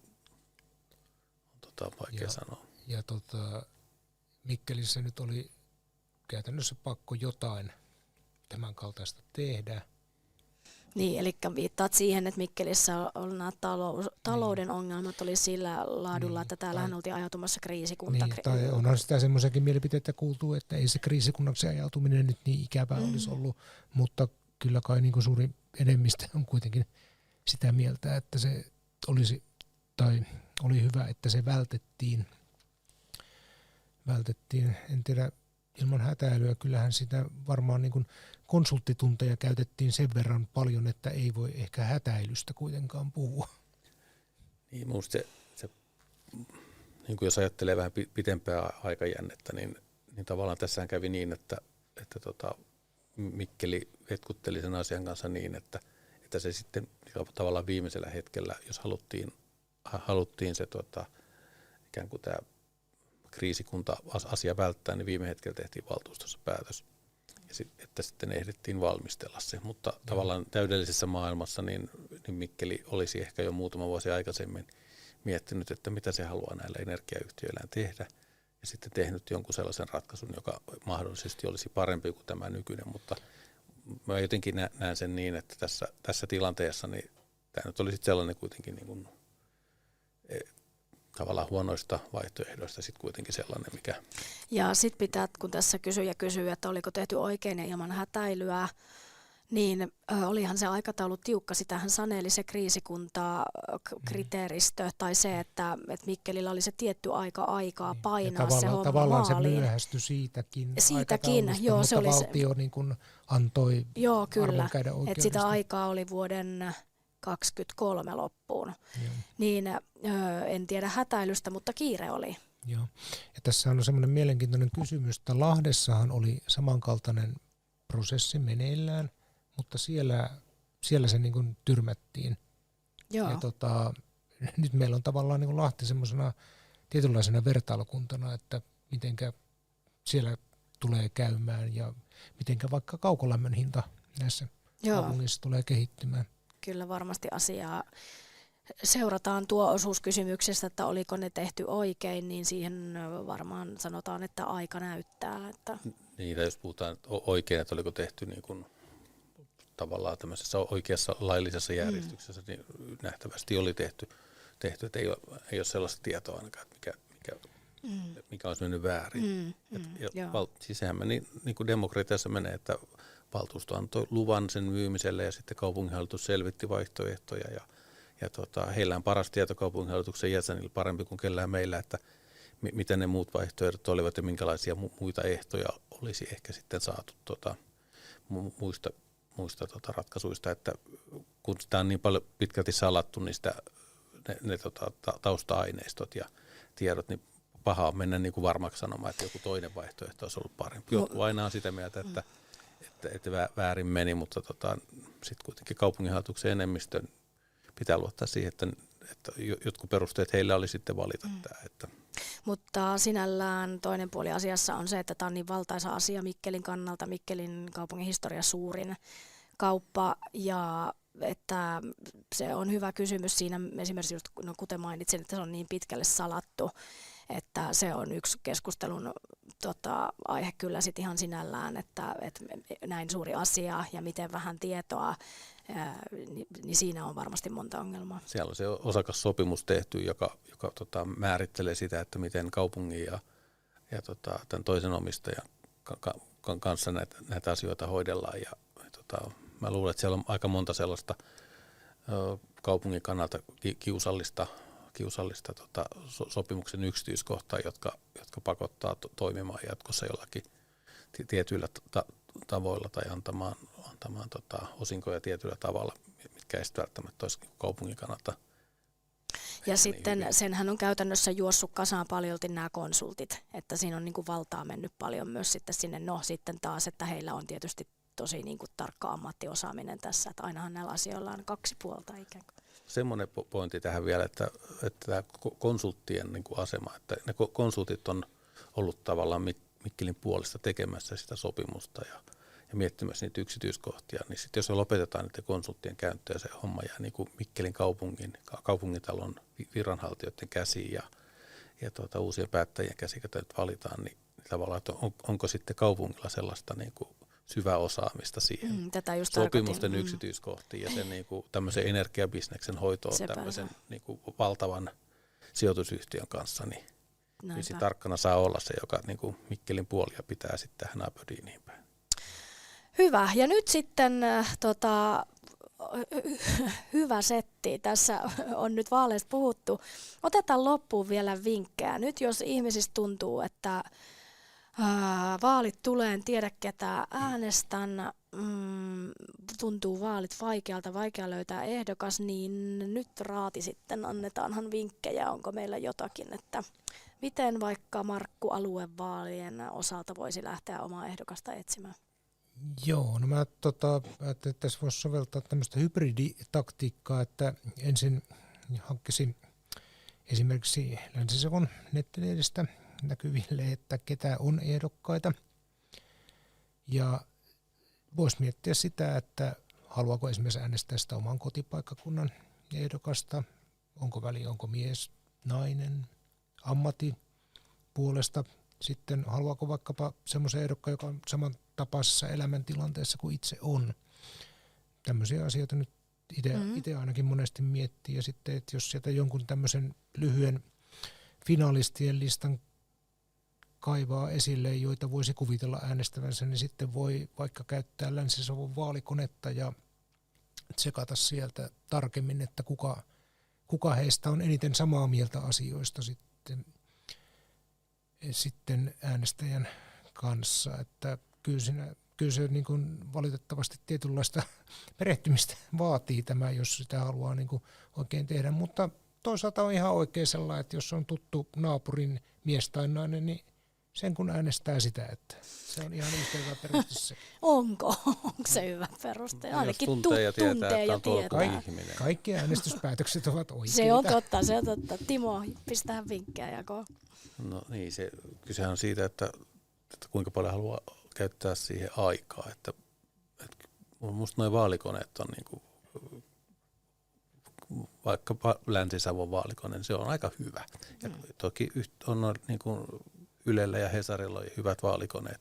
No se perusta, että jos sä sen niinku vähän ajatuksella täytät. Ja sellainen vinkki, että jos tulee sellaisia kysymyksiä, jotka ei niinku sua pätkääkään niinku vaikuta suhun ja sä et oikein edes ymmärrä, mistä on kyse, niin vastaa siihen, että ohitetaan tämä kysymys. Että vastaat niihin kysymyksiin, mitkä on sulle tärkeitä ja katsot niistä kärkipään ehdokkaista tai puolueista. Ehkä puolue kannattaisi katsoa, että jos on että ei ainakaan ota sellaista puolueen ehdokasta, jonka puoluelinja on täysin niin kuin vastakkainen itsensä kanssa, mutta katsoo sieltä kärkipään ehdokkaista jonkun, joka vaikuttaa fiksulta. Ja jos menee, nehän pörrää tuolla S-Markettien edustoilla ja kauppakeskuksissa ja toreilla, niin jos käy vähän juttelee vielä tuolla kadulla, niin kyllä siitä saa niinku kuvan, että onko tolku ihminen vai ei.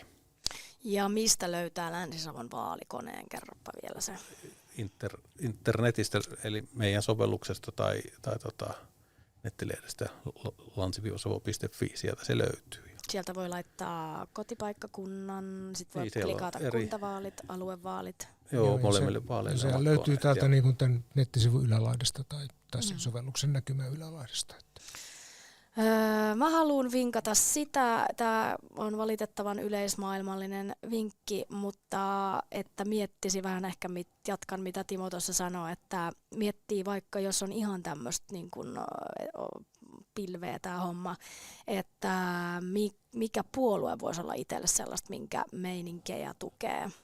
Jos sitten ei tiedä, mitä puolueet edustaa, niin varmasti ihan kun googlettelee, niin löytyy kyllä kaikkia tämmöisiä.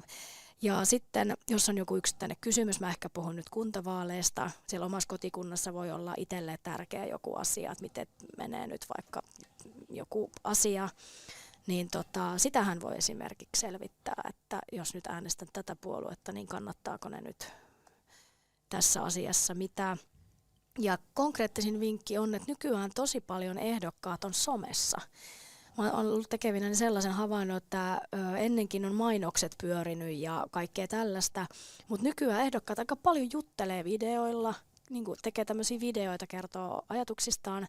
Tarkoittaa sitä, että he käyttää aikaansa siellä puhelimilla, niin miksipä ei heittää kysymyksiä sitten vaikka somealustoilla tai jos ei jaksa lähteä tai tiedä S-Markettia tai muuta K-kauppaa, minne lähtee, niin somesta heittää kysymyksiä. Et joskushan voi olla vaikka joku yksi tietty asia, niin tällaisia vaikka vinkkaisin. Joo, ja sanotaan vielä tähän loppuun vaalikoneesta semmoinen, että täällähän on myös mahdollista selata ehdokkaita, eli Eli ei tarvitse mennä heti vastaamaan itse siihen vaalikoneeseen, vaan täällä voi tosiaan vaikka nyt sen oman kotikunnan kuntavaaliehdokkaita selata ja näitä voi myös sitten rajata, että jos haluaa jotkut tietyt puolueet valintaan mukaan tai sitten voi sukupuolen perusteella ja koulutustason perusteella muun muassa rajata näitä ehdokkaita, että siellä voi sen ikään kuin ensikarsinnan vaikka tehdä, jos haluaa. Ja sekin on paljon, jos sen puolueen keksi, että tältä minä kannatan, niin sittenhän ei ole muuta kuin katsomaan sitä listaa. Ja silloinhan tulee nuo Markku sunkin vinkit, että et kuka siellä resonoi, onko se ikää, taustaa. Mutta nyt on Länsi-Savon hurja vaalishow kestänyt tunti 45 minuuttia.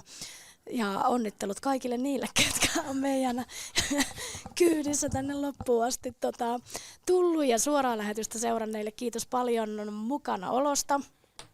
Mitäs me tähän loppuun nyt täräytetään? Saadaanko me vielä kuulla tunnari vai oliko se vaan alun huumaa? Joo, ja lopputunnarista ei ollut mitään puhetta etukäteen, joten sitä ei ole vielä sävelletty. Ehkä sitten seuraavaan. Okei, hyvä. Äänikin loppuu just sopivasti. Mutta suoraan lähetystä seuranneille kiitos paljon. Vaalistudiothan palaa pitkin tässä vaalikevättä. Ilmoitellaan sitten lähempänä kaikista tulevista lähetyksistä ja vaalipaneelia Stellassa 1.4. Tulosiltaa seurataan silloin vaali-iltana seuraavana aamuna ja juttuja tietysti tehdään kovasti. Länsisavo.fi, tulkaahan sinne lukemaan. Ja sinne sitten podia kuunteleville kiitos myös teille kaikille seurasta. Sanokaahan Markku ja Timokin nyt jotkut viisaat ja mukavat, lämpimät loppusanat. Menkää vaaliteltoille, syökää vaalimakkaroita. Moi.